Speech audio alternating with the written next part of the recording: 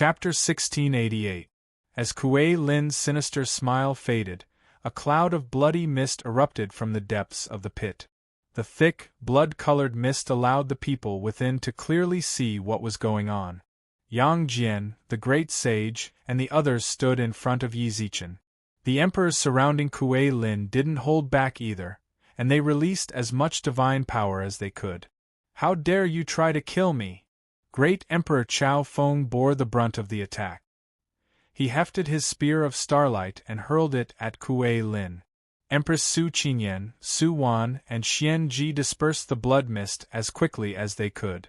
Once it cleared a little, the other emperors prepared to unleash their battle techniques, but to their surprise, Kuei Lin had long since disappeared from the pit. The ocean sovereign, who was charging ahead, stopped and frowned at the empty crater. Great Emperor Baian, still wielding his hidden dragon sword, angrily waved his hand and stared at the pit beneath their feet. "We let him escape." Judging from Kuei Lin's expression, everyone thought he was going to fight to the death. Who would have guessed he'd end up like this? He'd taken advantage of the great Emperor's off-guard and fled? With the Holy Light brand, he can't have gotten far in such a short time. "I'll go catch him." Baian gestured to chase after him, but Great Emperor Chao Feng stopped him before he could move. "Don't go. You're letting him go just like that? Once he returns to the demons, he'll definitely be a disaster. You won't be able to catch up to him."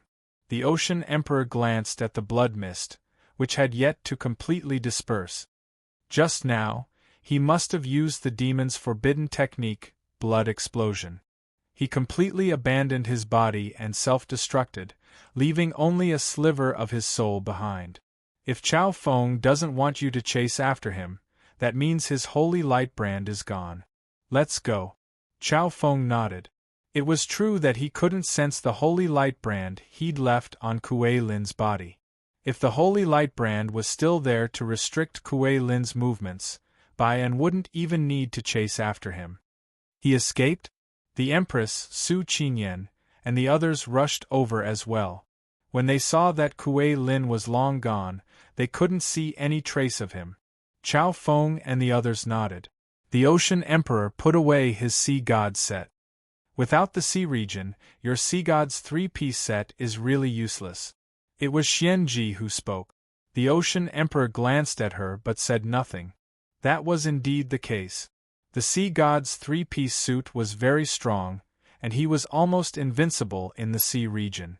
However, the restrictions of this God-bestowed suit were too great. Without the sea, it wouldn't be his home ground. Even with the support of the three-piece Sea God set, his battle strength still wouldn't increase much. It could even be said that it was somewhat weakened. Even the Ocean Emperor couldn't argue that they were useless.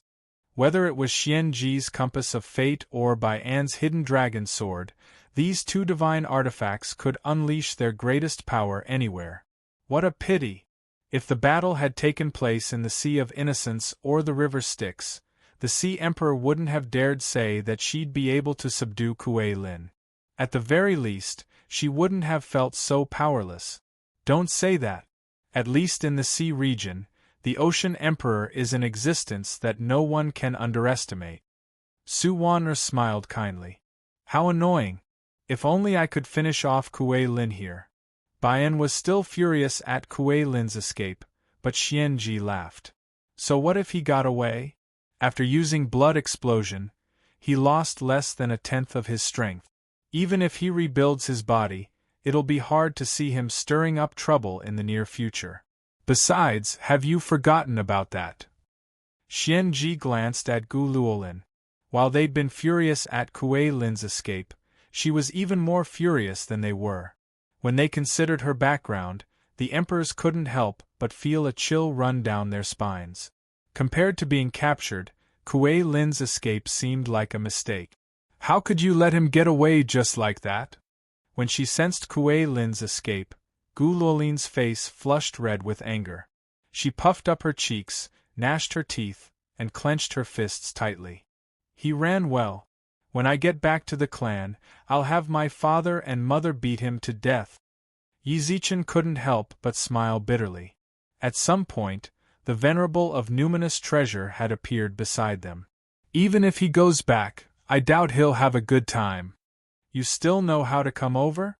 The great sage glared at him in exasperation. Son, asked for your help just now, but you didn't even help. What a waste of a brother." He didn't have the Rui Jingubang, so he could only use a wooden stick. While fighting Kuei Lin's clone, if the great sage used just a bit more of his divine power, the wooden stick would explode. He couldn't harm the clone, and the clone stuck to him like sticky candy.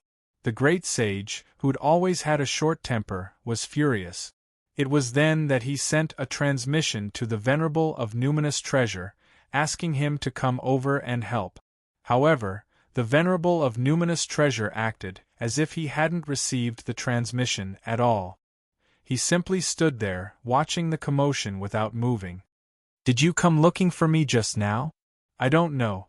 The Venerable of Numinous Treasure grinned. From his grin, it was obvious he'd received the transmission but was too lazy to move. Fortunately, nothing had happened. The great sage couldn't be bothered to argue with him, so he waved his hand and ignored him. Yi Zichen, however, paid no attention to the Venerable of Numinous Treasure and the great sage's minor conflict. What he cared about was what the Venerable of Numinous Treasure had just said.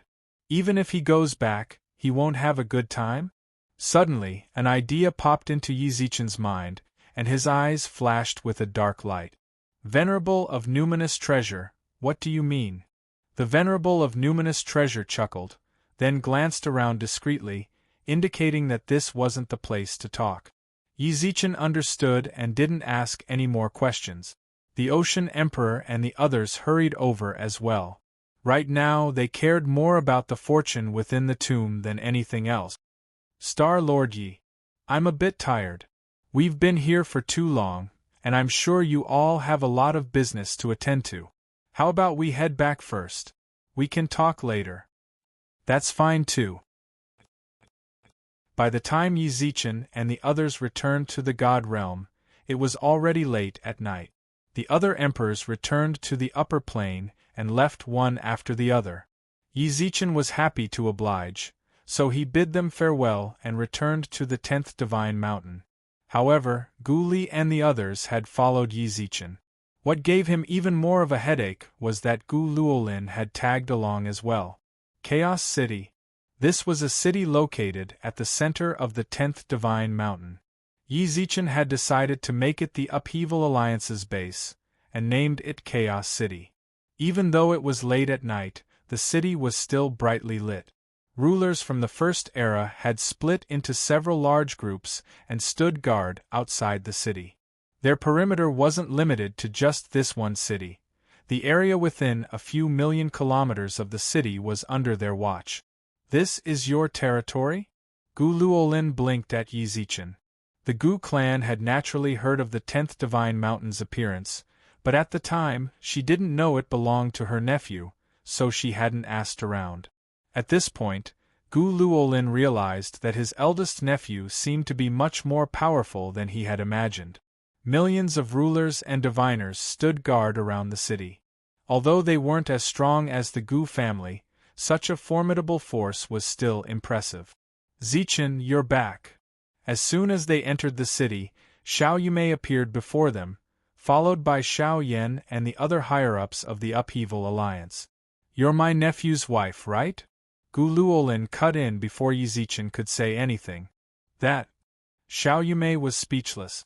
She didn't know what to say. Before returning, Yi Zichen had notified her in advance, but since time was tight, he hadn't told her about the tomb. She had no idea at all about Yi Zichen's aunt. "You may prepare a room for them. I have other business to attend to. If it's not urgent, then wait until tomorrow to talk to me." "All right." Xiao Yumei gestured for Gu Li, Gu Luolin, and the others to leave, but Yi Zichen left the Venerable of Numinous Treasure behind. The two of them nodded at each other, then dashed towards Yi Zichen's residence. Yi Zichen and the Venerable of Numinous Treasure sat in a courtyard gazing at each other. "Venerable Numinous Treasure, may I ask?" The Venerable smiled, took out a phone, and pushed it in front of Yi Zichen. This was obviously the one Yi Zichen had given him earlier. Yi Zichen took a deep breath and accepted the phone. When he opened it, he saw that it was a social media app. Aside from Yi Zichen, there were 2 more people with no profile picture. This is... That old man has agreed to cooperate with us. The Venerable of Lingbao grinned and pointed to the contact person at the top. This guy is Hong Imo. I had a brief conversation with him just now. Before he left, he asked me to thank him on your behalf. Red Fiend. Yi Zichen had an impression of him. He was one of the 6 demons who'd once been loyal to the Demon Emperor. Back in the tomb, he'd declared that he would avenge the Demon Emperor, and he knew that Kuei Lin had something to do with the Demon Emperor's disappearance. Since he asked the Venerable of Lingbao to express his gratitude on his behalf, it seemed that he knew about the news of the old Demon Emperor. When he returned to the Demon Clan, the old Demon Emperor suddenly appeared. He left the dungeon? Earlier, when Yi Zichen went to the dungeon, the old Demon Emperor seemed unwilling to cooperate. He left a few days ago. Shui Yang knows what happened. However, he still had scruples about the Shui family's reputation, so he didn't dare to let too many people know. He sent his ex-wife, Zhao Qianling, back not long ago. If I'm not mistaken, she should be waiting for him in Kuei Lin's Devil Palace. The Venerable of Numinous Treasure chuckled, laughing. Great. Yi Zichen slapped his thigh. The old Demon Emperor really came at the right time. Although the demons had changed dynasties for a while, Yi Zichen trusted that the old Demon Emperor's prestige was still there. Besides, there were still quite a few of the old Demon Emperor's former subordinate. Chapter 1689. The Venerable of Numinous Treasure had left Yi Zichen's phone with the old Demon Emperor and the Red Demon's contact information. In his words, it was useless to him. If he was worried about not being able to contact Yi Zichen, he could just give him a new phone. The Venerable of Numinous Treasure left Yi Zichen's phone. Yi Zichen glanced at the Red Demon's chat window, thought for a moment, then decided against sending them a message. It seemed that the 2 of them were quite busy at this time. The demons, Kuei Lin, who'd used a blood explosion to escape the Emperor's encirclement, sat atop an ancient tree in his half-soul form. His eyes were closed, and demonic energy surrounded his soul. Around him, a new body was constantly being formed. Logically speaking, it was impossible to form a new body so quickly after using a blood explosion. Kuei Lin hadn't mastered any secret techniques, so he was using his own cultivation as fuel. He was using his own true essence to form a new body. I never would have guessed the Emperor's star had such an expert by his side, muttered Kuei Lin. He'd used up so much true essence that his face was as pale as a sheet of paper, and his cultivation had dropped significantly. However, he had no other choice. The demons weren't united. Even though he'd been the Demon Emperor for tens of thousands of years, there were still quite a few old fogies who regarded the old Demon Emperor as their leader. They believed that the old Demon Emperor had fallen. Ever since Kuei Lin's ascension to the throne, those old fogies had never obeyed his orders. In private, they frequently fought with him. If he returned to the clan in his soul form, those old fogies might just kill him right in front of him. Kuei Lin had to form a new body. Even if those old fogies sensed that his aura was weak, they'd be wary of him. Using up true essence would cause his cultivation to drop drastically, but for his life it was worth it. As for the losses he'd suffered at Yi Zichen's hands, so long as he was alive, he'd get his revenge. Kuei Lin swallowed a few more pills, and his aura stabilized. Your Excellency! Suddenly, 2 experts with powerful auras appeared outside the ancient tree. Kuei Lin scanned them with his divine sense. After confirming they were his trusted aides, he stepped out of the forest. When they saw Kuei Lin's expression, they hurriedly went to greet him. Your Excellency, you. Just some minor injuries. It's no big deal. Kuei Lin waved his hand. Did anything happen in the clan? Did those old fogies do anything excessive while I was gone? They were Imperial lords as well, and Kuei Lin had left them in the demon territory to keep an eye on the old fellows. Unexpectedly, as soon as Kuei Lin finished speaking, the two experts fell silent. The bitterness in their eyes was obvious. What happened? Kuei Lin's expression was solemn. The old fellows in the clan were all very slippery.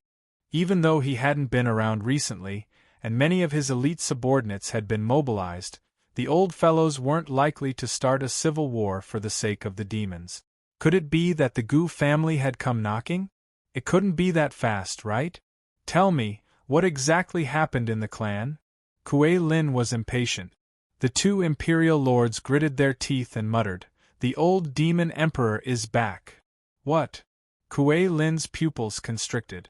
The two Imperial lords' expressions darkened. The old demon emperor suddenly returned to the demon race 3 days ago, and those who were loyal to the old demon emperor once again pushed the old demon emperor to the position of demon emperor. As for you, although our people strongly opposed it, the old demon emperor's prestige is too great. Get to the point. You've been dethroned. Early morning. Yi Zichen sat cross-legged in his courtyard, wearing the 5 elements crown on his head. At this moment, his body was completely surrounded by the 5 element. After a total of 72 great circulations, he opened his eyes, exhaled a mouthful of turbid air, and shook his head lightly. Even with the 5 elements crown's support, the elemental essence here was still far too sparse compared to where the 5 elemental spirits resided. Is it over? Xiao Yumei handed him a wet towel with a smile. Yi Zichen accepted it and wiped his face, then placed the towel on the armrest of the pavilion and held Xiao Yumei's hand gently. "Why didn't you call me?" "I just got here," said Xiao Yumei with a smile. She took out her phone and handed it to Yi Zichen. "I just got the news. Take a look." Thanks to Yi Zichen, the great emperors had joined forces to promote cell phones, and the results were remarkable. In less than half a year, the popularity of mobile phones had reached a very high level. At least 90% of the cultivators in the God race had begun to use mobile phones. The popularity of mobile phones in the demon race and the demon race had also reached about 70%. Cell phones' popularity made it much easier for Yi Zichen and the others to gather information. Yi Zichen accepted Xiao Yumei's phone and saw a report on the demons. The old demon emperor has left seclusion. The old demon emperor has reclaimed his throne. Demon Emperor Kuei Lin has been dethroned. When he saw the eye-catching headline, Yi Zichen couldn't help but smile. Ever since the Venerable of Numinous Treasure told him last night that the old demon emperor had left seclusion, he'd guessed that something big was about to happen to the demons. However, he hadn't expected the old demon emperor's prestige to be so great. He hadn't shown his face in tens of thousands of years, but his prestige hadn't diminished in the slightest. As soon as he left seclusion, he'd reclaimed his throne. Demon Emperor Kuei Lin was truly pitiful. He hadn't received any good fortune from the tomb, and had ended up in a bloody mess. When he returned to the demon race, he was no longer their leader, and the demon emperor's throne had been stolen. This news really came quickly. Yi Zichen looked at the eye-catching headline and laughed. It's a bit like the media reports our official accounts put out in the modern realm. That's right, you're right. This is the daily headline we put out on our official account. Everyone in the demon race who uses a cell phone will receive it, laughed Xiao Yumei. Headline? What's your idea? Both the official accounts and the headlines belonged to the modern realm's news media. Zhuo Mo was from the immortal region, so she had no idea what was going on. As expected, Xiao Yumei smiled and nodded. This is indeed my idea. You should know that I was a merchant back in the modern realm. We are the only mobile phone supplier, and we have a lot of promotion and popularity. The profits we get from selling mobile phones are too small, so we naturally have to get more profits from it. Anyone who uses our phones has to pay attention to our official account. There's a collaboration page on our official account, and people who use our phones can send us messages through that page. Zuo has already prepared an audit department to verify the authenticity of these messages. If they are, we'll provide a response. Those who work will be rewarded accordingly. That's right. That way, it'll be easier for us to gather intel, Yi Zichen nodded. I think so too. Not only that, but because it's mandatory attention. Everyone who uses our phones will receive the news we're releasing. That way, whether it's to confuse the other races in the future, or to boost the Upheaval Alliance's reputation, it'll be incredibly useful. As soon as she finished speaking, Xiao Yumei smiled and said, "The people you brought from the Heavenly Palace and the Underworld are all talented. I only briefly explained the concept to them, and they created the public account in less than 6 hours. It's the kind that was forced to be installed. From the moment they established a connection to the human realm, I knew they were talented." Yi Zichen smiled in affirmation, then arched his brows. "Right, is there any other news from the demons?" "There is." Xiao Yumei smiled and tapped on her phone a few times, then entered what looked like a back-end page. There were countless messages that had passed the audit, some of which had been colored. Furthermore, the colored messages were divided into stars. The information that has passed the audit will be categorized by the audit department according to the value of the information. Black means insignificant information, green means information that is worth paying attention to, red means important information, and purple. Currently, these information have not appeared yet. Purple means that it is urgent and must be dealt with. That's right. These messages are also labeled with stars, with 5 stars being the highest. Yi Zichen took out his phone. Xiao Yumei glanced at it, then laughed. "Don't look at yours. That's a first-generation phone. It doesn't have a public account or a back-end page. When you have time, you can pay Zuo a visit and ask her technicians to open a back-end page for you." "Alright, keep going." The moment Yi Zichen said that, Xiao Yumei typed the word demon into the search bar, causing several pages of news with the demon as the keyword to appear. "Look at this one with 3 red stars. Last night, Kuei Lin fought the old demon emperor. Kuei Lin was no match, so he fled with his people. The demons are currently divided. Although some are directly loyal to the old demon emperor, there are also some who are watching from the sidelines. Kuei Lin should be waiting for an opportunity to recruit those who are watching from the sidelines and prepare to rise again." "Is there an internal conflict?" Yi Zichen licked his lips and smiled. At that moment, his phone rang. Zuomo's message. "I'm afraid it'll be difficult for our demon emperor, Kuei Lin, to rise again." He waved his phone at Xiao Yumei, then opened his chat with Zuomo, "So you knew to contact me." Yi Zichen could feel Zuomo's grumbling through the screen. He shook his head and smiled wryly. Another message popped up. "What are these 2 videos for? You haven't seen them yet, have you?" "I haven't." "Then open them and take a look." Zuo really didn't reply. It seemed she was watching the content of the videos. After a long while, Zuomo's chat window popped up. She was typing, and before long, she received a voice message. "That's Demon Emperor Kuei Lin, Jiao Hai of the South and Iron Tank of the West? Hey, you know all of them. You've done your homework," Yi Zichen grinned. "Are these 2 videos explosive enough?" "They're too explosive. Those 3 major powers knelt, bowed, and then fled. If this gets out..." Suddenly, Zuo sent him a string of ellipses, followed by another voice message. Chapter 1690. Zuo left a few excited emojis on the chat window, then stopped replying. She must be very excited right now. Whether it was Kuei Lin, Jiao Hai, or Tai Tan, they were all famous figures in the demon race. Videos of them kowtowing and begging for mercy, then fleeing in panic. If the editing was good enough, it would definitely cause a huge uproar in the 3 realms. "What did you send Zuo? She's so excited?" Xiao Yumei was curious. Yi Zichen scrolled through the chat logs, found the 2 videos, and handed them over. Xiao Yumei gently accepted the phone. After a while, "Is this the Demon Emperor and the others?" Yi Zichen smiled and nodded. Xiao Yumei shook her head, her eyes still filled with astonishment. If this video is released, these people will lose all their face. Iron Tan and Jiao Hai might be fine, but if the Yao and Western regions see these videos, they'll at most raise an uproar, but that won't shake their foundations. So long as they suppress them, they'll still be the rulers of the southern and western regions. The most important thing is Kuei Lin. Yi Zichen fiddled with the phone, his eyes filled with a playful light.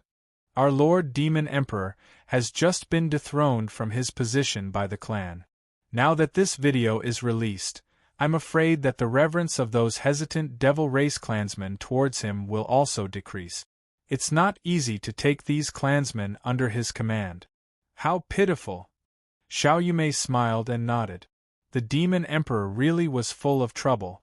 Once Sua Mo finished editing the video and released it on their official account, she wondered how Kuei Lin would feel. At that moment, the sound of light footsteps entered their ears. Yi Zichen looked at the front door and saw a black-robed Gu Li standing there. Yi Zichen had long since anticipated Gu Li's arrival. Xiao Yumei obediently retreated from the courtyard. Gu Li nodded at her, then walked over to the stone block across from Yi Zichen and sat down. "You're later than I expected," said Yi Zichen. "I wanted to come find you last night, but I didn't want to ruin your plans, so I didn't do that irritating thing," said Gu Li expressionlessly. "Haven't you done enough annoying things?" As soon as he said this, a bitter smile flashed across Gu Li's eyes, but he didn't retort. "You didn't take the fortunes in the tomb." Gu Li looked at Yi Zichen with shining eyes. His words were a statement, not a question. Yi Zichen didn't retort. He simply nodded. "You really didn't take it." Gu Li was speechless. Even though he was 80% certain that Yi Zichen hadn't taken any of the good fortune within the tomb, Gu Li still couldn't believe it. However, when he confirmed it again and received a positive answer, he couldn't help but be dumbfounded. Hidden within the tomb was transcendental good fortune. This was a supreme treasure that could drive even the God Emperor and Demon Emperor mad with desire. No one could resist its benefits, yet Yi Zichen nodded calmly and admitted that he hadn't taken it. "Did something happen along the way?" "As expected, I did see the fortune hidden within the tomb," Yi Zichen smiled. "I'm also certain that if I wanted to, they would follow me." "If that's the case, why didn't you take them with you?" Gu Li didn't understand. "You seem to know what the fortune inside is?" Yi Zichen ignored his question and glanced at Gu Li. "The elemental spirits of the 5 elements. I heard about them from Gu Li in the outside," said Gu Li. "You know that there are elemental spirits of the 5 elements inside, and the great Tao you're comprehending doesn't seem to be of the elemental Tao of the 5 elements. Why do you still want to enter the tomb?" With that, Gu Li changed the topic. "That's not the point. The point is, why didn't you take them with you? The elemental spirits are the kings of the 5 element. You just so happen to comprehend the Tao of the 5 element. With their help, your Tao of the 5 elements will advance by leaps and bounds, and you'll have a chance at transcendence." "So what?" Yi Zichen didn't say anything. He knew that the elemental spirits were very compatible with him. With their help, his cultivation would definitely rise. Unfortunately, he'd heard too many secrets he shouldn't have. The destruction of the Second Era had something to do with them. Of course, Yi Zichen wouldn't blame them for everything. If the Second Era's Master of the Stars was strong enough, he could still protect the Second Era. However, the elemental spirit's indirect influence on the destruction of the Second Era couldn't be ignored. Rather than bring a few disobedient ancestors with him, Yi Zichen might as well rely on his own abilities. No matter what the final result was, even if he failed, he'd be the only one at fault. He couldn't blame anyone else. A cool breeze brushed past them, rustling through the trees around the courtyard. Yi Zichen and Gu Li sat at the stone table, no longer conversing. Instead, they gazed off into the distance. "This is your decision. I have no right to interfere." After a long while, Guli sighed and took out a transparent crystal case. From the outside of the box, one could see a black herb with 6 leaves lying in the crystal box. This is the sole herb you need. I had my people search the entire snowy mountain, but this is the only stalk we could find. If you want to use it to drug Shwemo, I advise you to be fully prepared. He pushed the crystal box to Yizichin, then left without so much as a backward glance. Guli had only taken out the herb because Yizichin had asked him to help him lure the eagles away. When he saw the herb, Yizichin couldn't help but feel excited. The Hermit Emperor had once told him that if he wanted to help Shwemo awaken, her divine meridians had been shattered, he needed the herb. The crystal box was sealed well, so he could still see the herb's translucent exterior. There was even a clump of fresh soil at its root. It seemed that when Guli had ordered his people to pick the herb, he'd picked the entire herb, including its root. He had no idea how to use the herb. Yizichin didn't waste any more time. He took out his phone, found the Hermit Emperor's chat, and sent him the crystal box. Shwemo's search for the herb had finally come to an end. He trusted that once the Hermit Emperor saw it, he'd start concocting medicine for her. Yizichin casually tossed his phone onto the table, but his brows didn't relax in the slightest. In contrast, his brows furrowed even more deeply.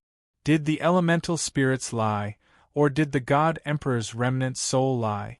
Yizichin muttered to himself.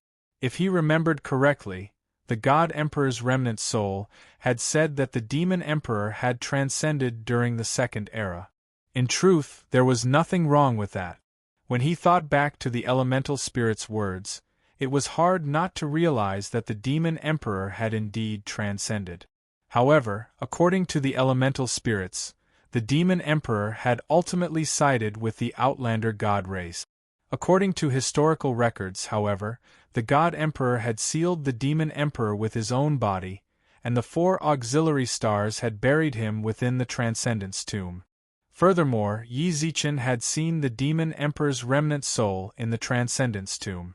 In that case, why had the elemental spirits said that the Demon Emperor had allied with the Outlander god race to flatten the Second Era?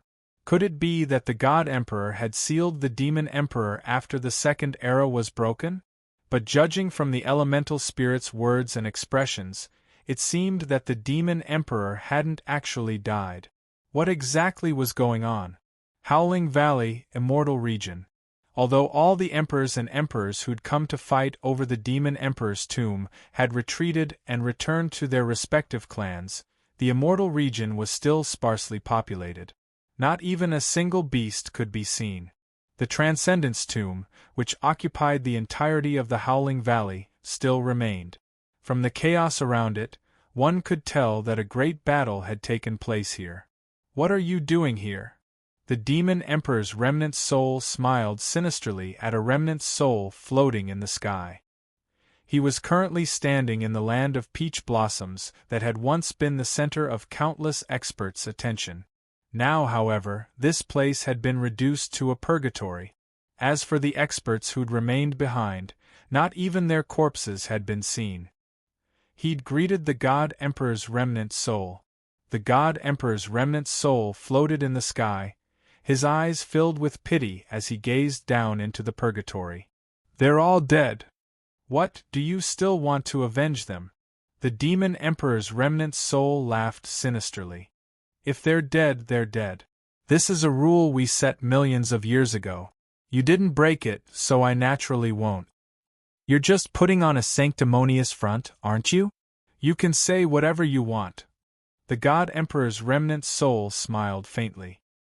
He casually found a place to stand and muttered, "There's still an hour before the tomb disappears. If it disappears, then it disappears.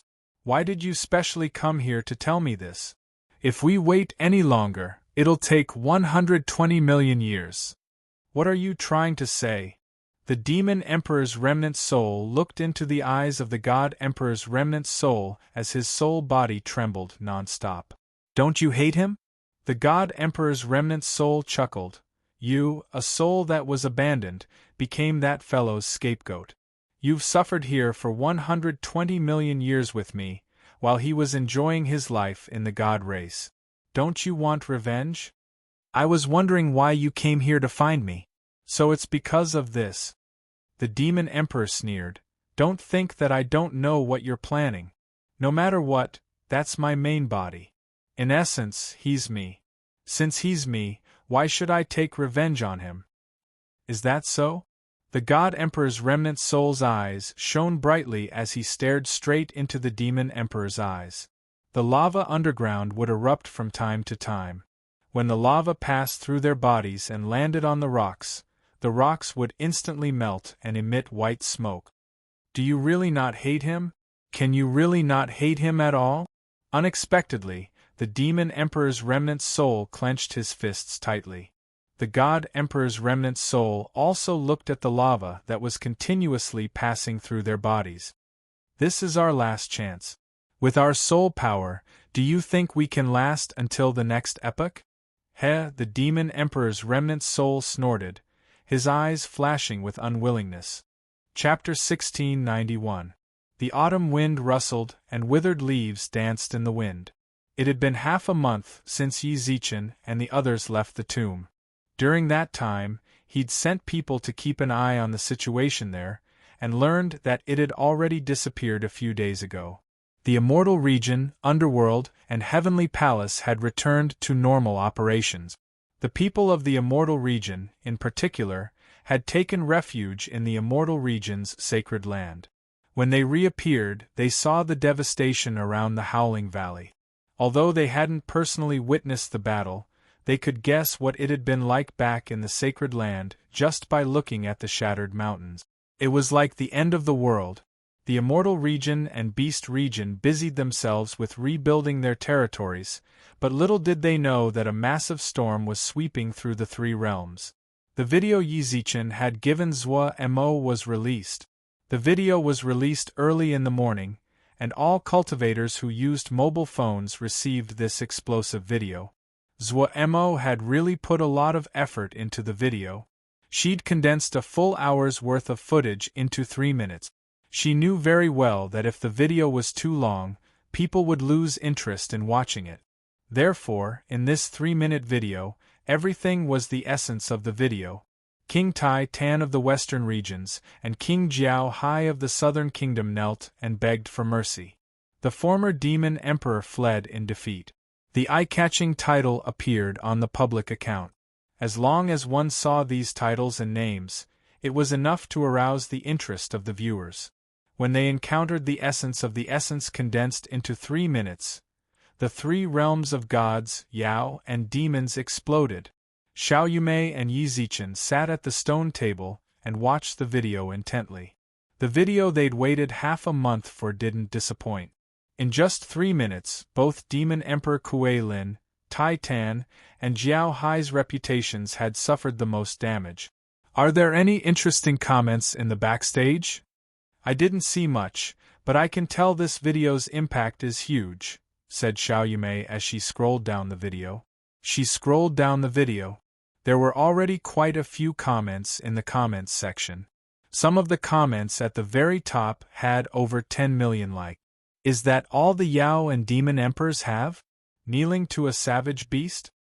Yao brothers, I know you can see my comment. To tell the truth, we feel ashamed for you. If our divine mountain's imperial monarchs were like this, we would have killed ourselves a long time ago. The Demon Emperor is indeed worthy of being called the Demon Emperor. Even though he was scared by the beasts, he was still so cool. The messages were full of comments mocking the Nephilim and Goblin races. These messages must have been sent by Protoss users. Moreover, these messages were constantly being liked and their rankings were rising. As for those demon race and demon race who wanted to whitewash their names, the backstage did not show them at all. Moreover, these people were all leaders of the country. After doing such a shameful thing, the clansmen under their jurisdiction would probably be too ashamed to appear in the comments section. Ahem, don't stop me. I want to confess to the 100 Treasure Pavilion's Pavilion Master, Zhuemo Lady Zhuemo, I love you. Suddenly, there was a very unusual comment among the comments. Yi Zichen glanced at Xiao Yumei. Xiao Yumei also smiled. Thank you. Jealous? Not really, I'm confident in my own charm. Yi Zichen puffed out his chest and said cockily. Look at your ugly face. Xiao Yumei pouted playfully. Zuomo is the 100 Treasure Pavilion's pavilion master, so it's inevitable that these users will recognize her. What's more, this is the age of the internet, so it's only a matter of time before Zuomo's looks are discovered. Considering her looks, hundreds of thousands of them. At first, the backstage didn't even announce them, but then they thought about it and decided to use it as a way to get everyone's attention, so they would choose a few from time to time. That's strange, these kinds of messages always get a lot of like. That's like when we comment on the modern realm and want to give birth to monkeys for our editors. You can say that. Xiao Yumei smiled and nodded. Yi Zichen scrolled up his phone and looked at the number of views. It hadn't even been 4 hours since the video was posted, but the number of views had already broken the 10 billion mark. Yi Zichen couldn't help but reveal a shocked expression when he heard such a huge number.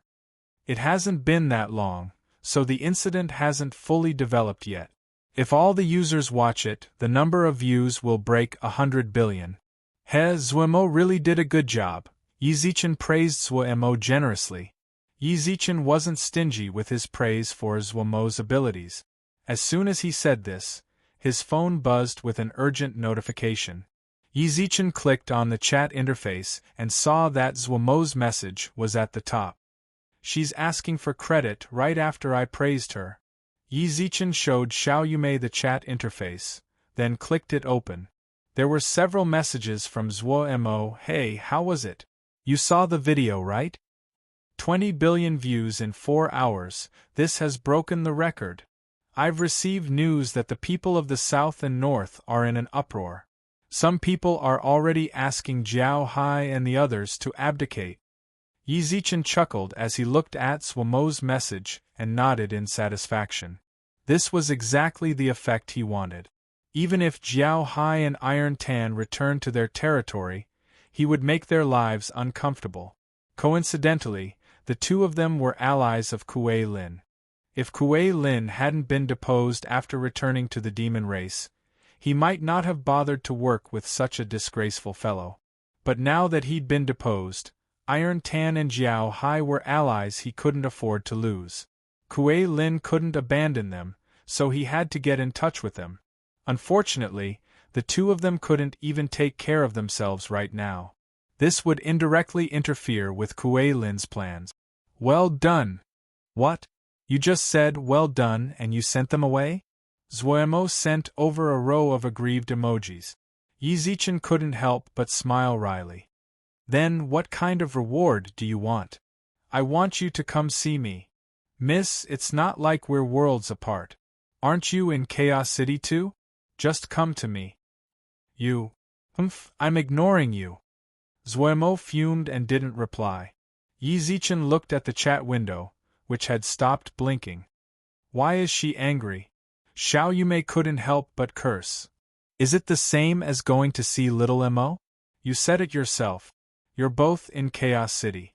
Do you think you'll die of exhaustion if you go see her? What's the difference? Aren't we just going to see each other? I don't want to talk to a straight-laced man like you. Xiao Yumei shrugged and left. Yi Zichen's eyes widened like headlights, then he rubbed his face and scratched his head. What was the difference? The demon's Bina City. This city was one of the cities on the border of the demon race. Due to its remote location, the population of this city was not as large as that of other cities. The deposed demon emperor was hiding here. He didn't want to do this, but the people of the old demon emperor wanted to exterminate him. All the places where he could leave the demon race were heavily guarded, so he could only live in a remote corner of the demon race.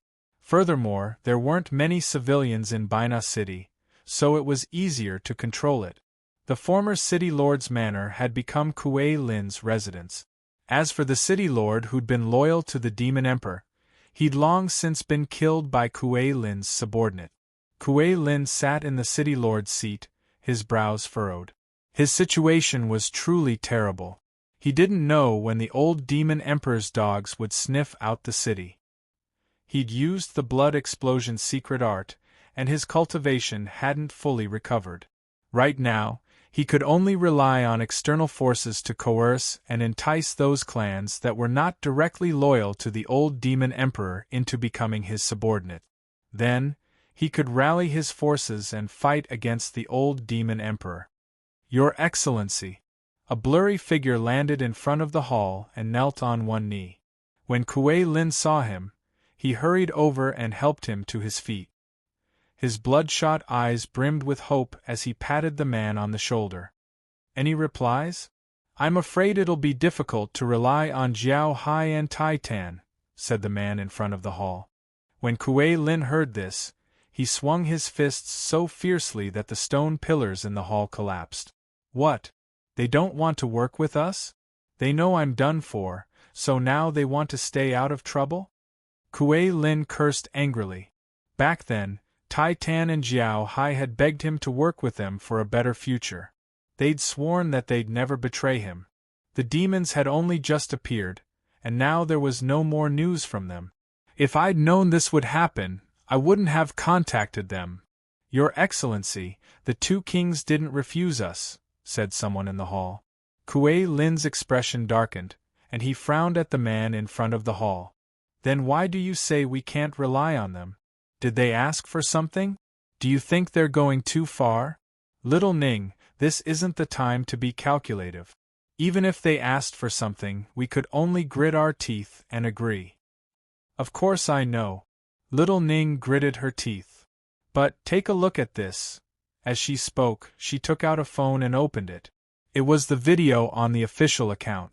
Kuei Lin accepted it in confusion, but when he saw the title, his eyes filled with shock. He clicked on the video. Bang. Kuei Lin's face twitched as he smashed the phone to pieces. "What is this?" "This video was released this morning. You've seen the content and you've seen it. At this time, the king of the southern kingdom, Jiao Hai, and the king of the western region, Tai Tan, are in a bad situation. There is a huge wave in the country that wants them to abdicate. This subordinate has contacted them, but they are unable to support us. They still need our support." Yi Zichen. Yi Zichen. Only Yi Zichen could record this. Kuei Lin threw his head back and roared, his eyes bloodshot. He wanted nothing more than to tear Yi Zichen to shreds. "Then the tribes we came into contact with before. They have also stopped contacting us." Boom. Chapter 1692. Rage burned their hearts. The sky above the Bina City Lord's manor was shrouded in inky black clouds that stretched for tens of thousands of kilometers. The entire Bina City was shrouded in darkness. A heavy pressure pressed down on the chests of the people in the city like a mountain. They all shivered as they looked at the location of the city lord's mansion. Many people even knelt down. The people of the city were in dire straits, and many of the older generation's murky eyes were filled with bitterness. Although Bina City had always been poor and destitute, the city lord had always sympathized with the people. The city was remote and poor, but the people lived comfortably. They couldn't find much development in a city like this, but it was the best choice for retirement.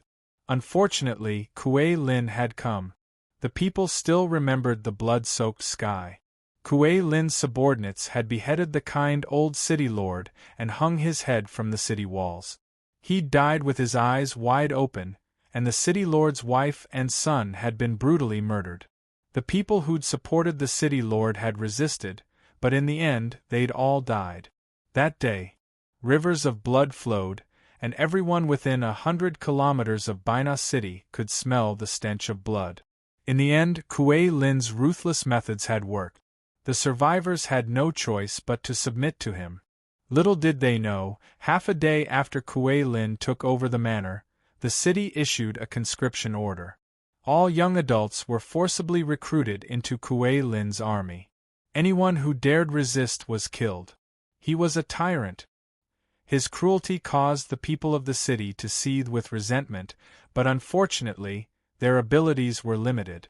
They could only submit to Kuei Lin's tyranny. However, from that day onward they all knew. Bina City was no longer the Bina City it used to be. Yi Zichen! Yi Zichen!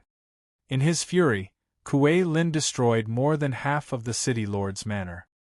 His eyes were bloodshot, and his demonic energy flared wildly. He truly regretted it. Why hadn't he strangled Yi Zichen before he'd even matured? He'd failed to obtain the tomb's fortune, and in the end, he'd been reduced to a bloody mess. When he returned to the demon race, there was another earth-shaking change in the demon race. The old demon emperor was crowned as emperor, and he, who had been on the throne for tens of thousands of years, was deposed without a trace of life. The after-effects of the blood explosion caused his realm to plummet. He had no choice but to take his old subordinates and hole up in this border area. Just as he was about to rally himself, he was given another blow to the head. How hateful! Kuei Lin was filled with hatred. Why had he spared Qin Yu's life every time he had the chance to kill him? My lord! Xiao Ning, is it really over for this emperor? Kuei Lin's face aged dozens of years in the wake of his madness. He slumped on the ground, leaning against a broken pillar in the hall. His scattered hair had many more silver strands. He stared blankly ahead, at the dilapidated city lord manor, as if he could see his sunset. After fighting for tens of thousands of years, Kuei Lin had to admit that he had weathered many storms. Ups and downs were nothing out of the ordinary for him. However, he was truly tired now. Half a month ago, he'd been at the peak of his power, the leader of all the races. He'd controlled the entire demon race and been their emperor. Even the old demon emperor's old subordinates hadn't been able to shake his foundation. Given enough time, he would be able to purge the old demon emperor's subordinates. His empire was stable, and he'd been tempted to transcend. But then, had he made the wrong move? My lord, you haven't lost yet. Xiao Ning glared at Kuei Lin, who'd slumped to the ground. Losing wasn't scary. What was scary was losing without the will to fight. Even when the demon emperor had fled with his subordinates a few days ago, Xiao Ning's old subordinates hadn't felt the slightest bit dejected. They believed that as long as their emperor remained, they would rise again one day. But Kuei Lin seemed to have lost his overlord's heart. I haven't lost yet? Kuei Lin slumped to the ground and thought back to the past.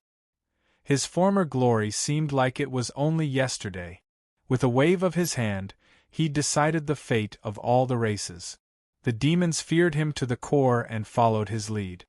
He'd been ambitious and had a grand future ahead of him. He'd even dreamed of the day when he'd swallow up the god race and the demon race, unifying the world. In the blink of an eye, it had all become a dream, a bubble. All he could do was hole up in this remote Bina city and drag out an ignoble existence. How could he talk about grand ambitions? How could he talk about grand ambitions? Tai Tan and Jiao Hai were his only hope of turning the tables. He'd held out for so long, hoping for a miracle, but it had been destroyed. His last hope had been buried at Yi Zichen's hands. At this time, with his less than 1,000,000 defeated soldiers, what could he do in a corner? This was demon territory, after all. The old demon emperor's dogs would surely sniff the scent and come looking for him. What would happen then? Even if his army of 1,000,000 soldiers defended the city, how long could they hold out for? Kuei Lin gazed bitterly at the handsome little Ning. He'd been childless all his life. He'd devoted himself to the martial Tao. Little Ning was a baby he'd met in a bamboo basket by the river. At first, he'd only needed to lift a finger, so he'd left him to his subordinates to take care of. He'd never guessed the child would be so talented.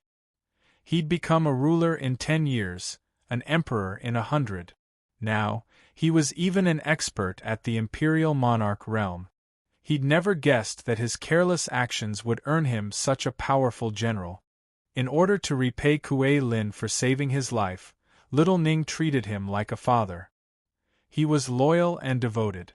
Then there were his subordinates, who hadn't followed him into battle, Even after he'd been deposed as the Demon Emperor, they'd fought their way to Bina City so he could rebuild his army. Kuei Lin wasn't a kind person, but his heart was made of flesh.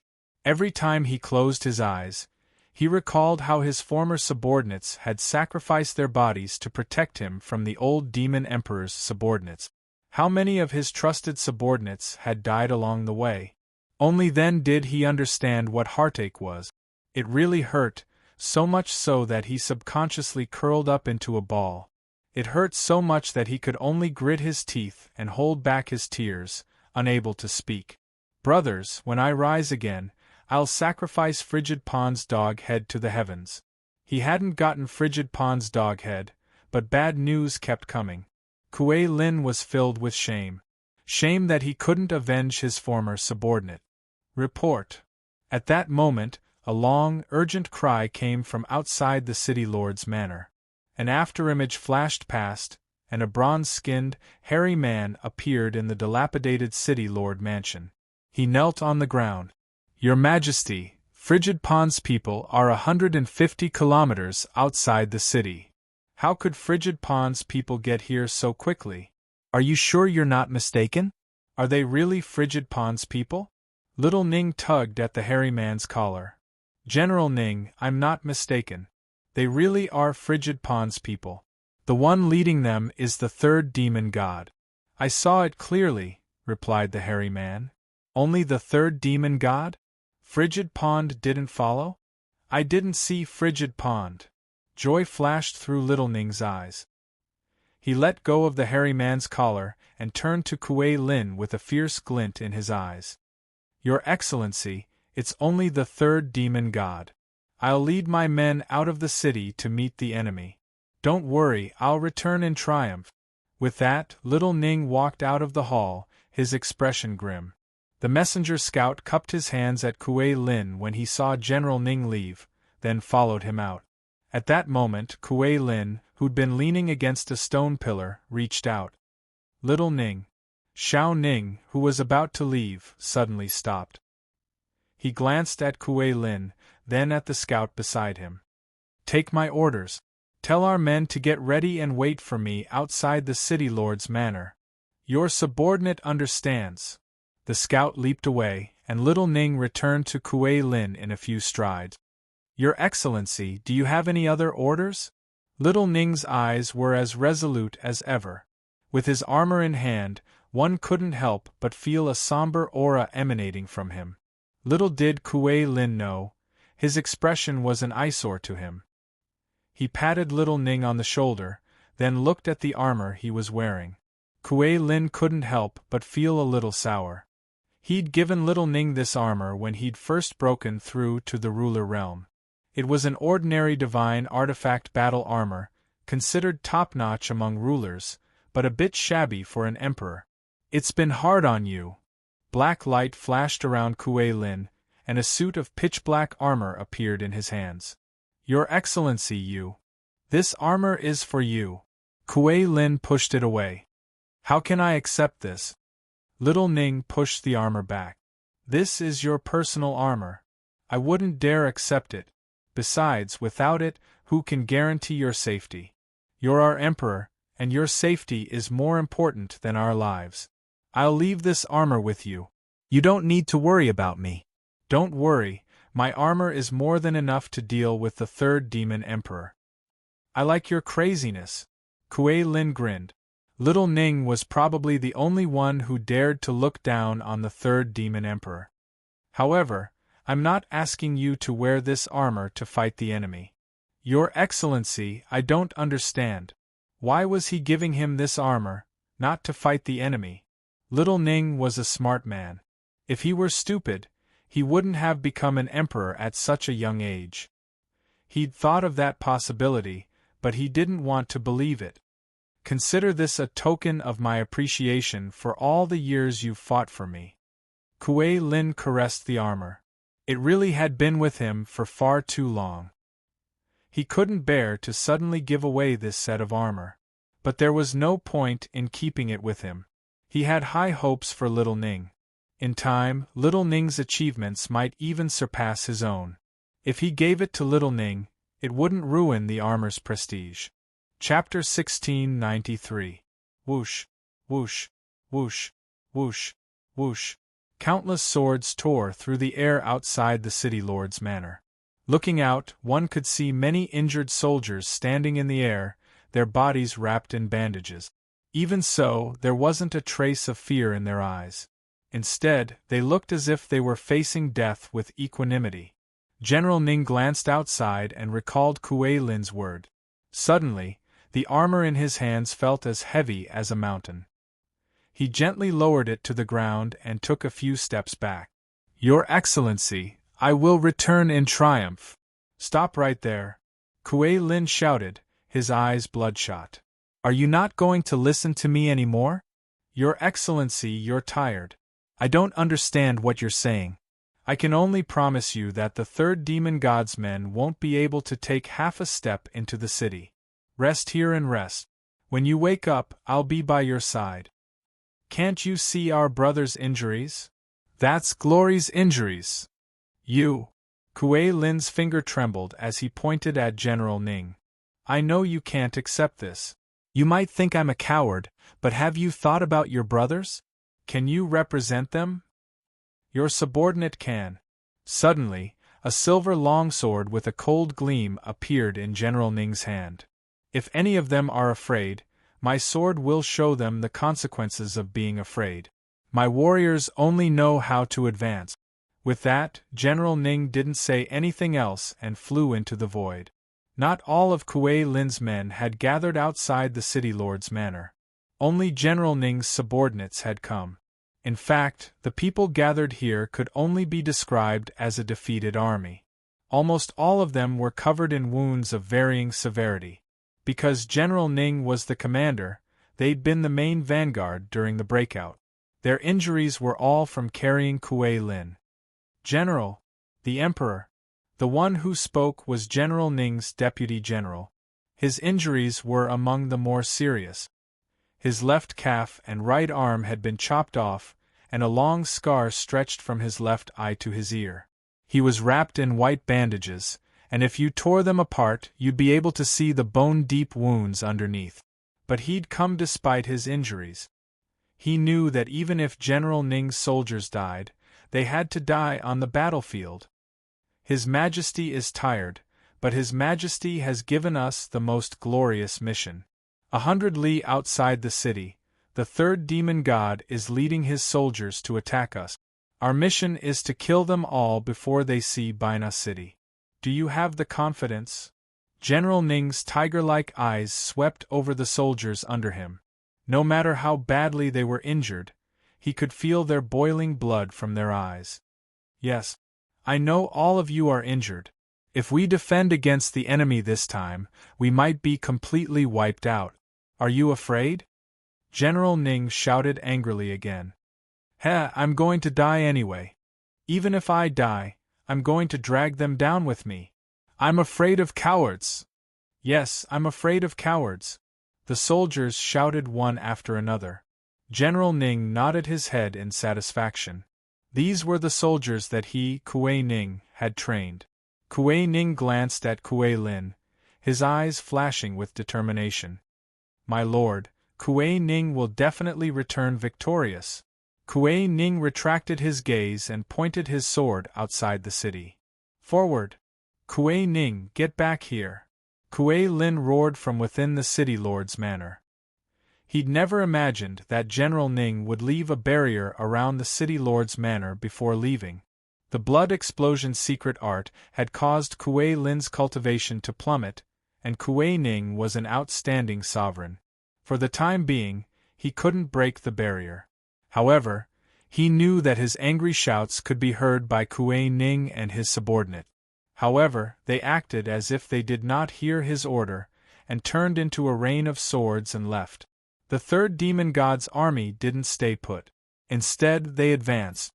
When the scouts had reported that they were 100 li away, 100 li was too short a distance for diviners and sovereigns. As Kuei Lin and Kuei Ning conversed, Kuei Ning's soldiers gathered. The third demon god's army had advanced too far into Baina City. Less than 100 breaths after General Ning's army had left, an explosion rocked the city. Roars of fury and slaughter echoed in everyone's ears.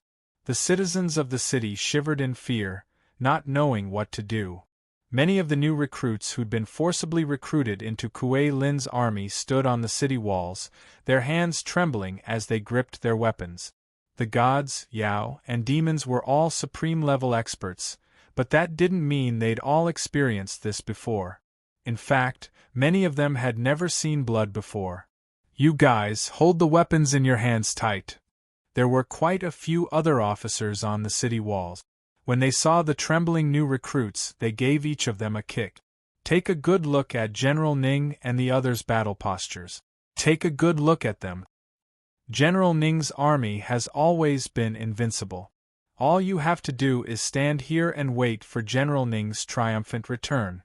If General Ning is unlucky enough to be defeated, you grab your heads and charge.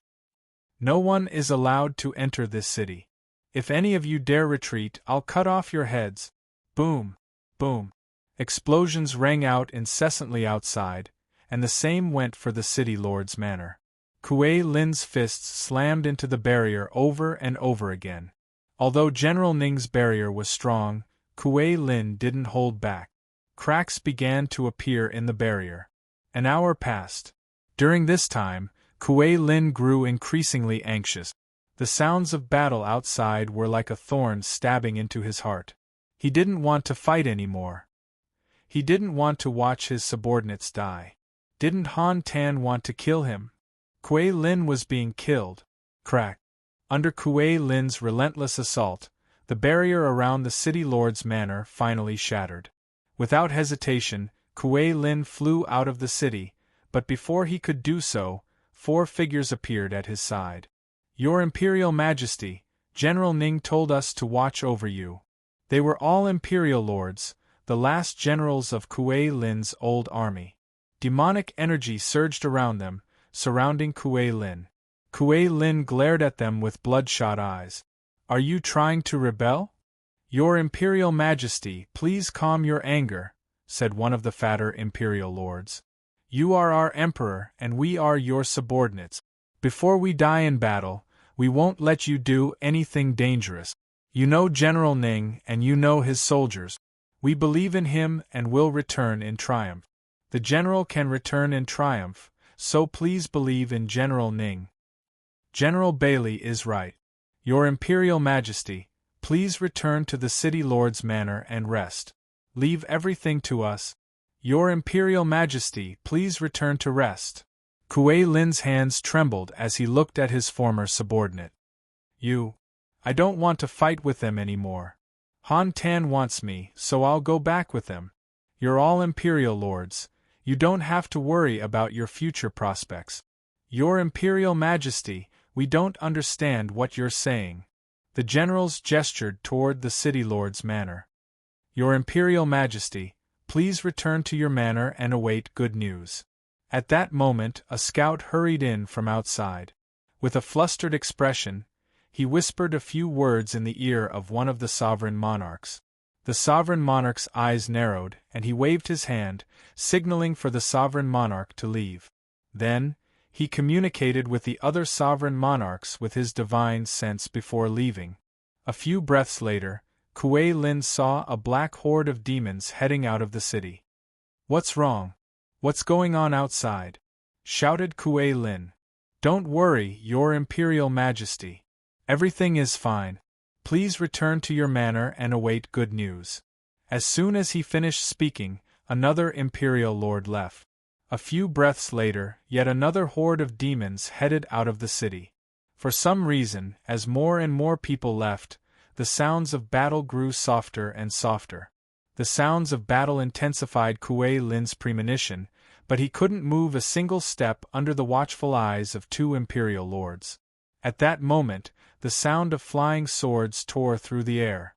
Kuei Lin jerked his head up and saw that it wasn't the armies led by the Imperial lords, but the 3rd demon god. "Kuei Lin, oh Kuei Lin, you sure know how to hide. You've hidden yourself in such a remote place. I've been looking for you for a long time. If it weren't for the fact that one of my subordinates used to work there, I wouldn't even have known that the demons had a city like this. The third demon god was an old man with a hooked nose. Despite the sounds of battle, he hadn't been injured in the slightest. The remaining two sovereign emperors took a step forward and let out a long cry. In the blink of an eye, the black mass of the demon race army appeared in the sky above the city. Oh, there's still so many of them. Kuei Lin, it seems your 10,000 years haven't been in vain. You've left behind so many loyal soldiers. What happened to Kuei Ning, Bai Li, and the others? If the third demon god's men were here, that meant General Ning and the others had been defeated. Defeat didn't matter. As long as they weren't dead, Kuei Lin could accept being captured. Although he knew that Kuei Ning and the others would only fight to the death and never be captured, he still held on to a sliver of hope. He looked hopefully at the third demon god. Them. With a flip of his hand, the third demon god took out 3 heads and tossed them at Kuei Lin, who carefully caught them. Little Ning, Bai Li, the old demon. The 3 heads belonged to General Ning and the 2 imperial lords who'd led the troops out. Kuei Ning's head, in particular, hadn't even closed his eyes in death. Kuei Lin stared at the 3 heads in his hands, his heart pained. Tears streamed uncontrollably from his eyes. Chapter 1694. Your Excellency, we will definitely return in triumph. You're tired, Your Excellency. I don't understand what you're saying. I can only promise you that the third demon god's men won't be able to take half a step into the city. Rest well here.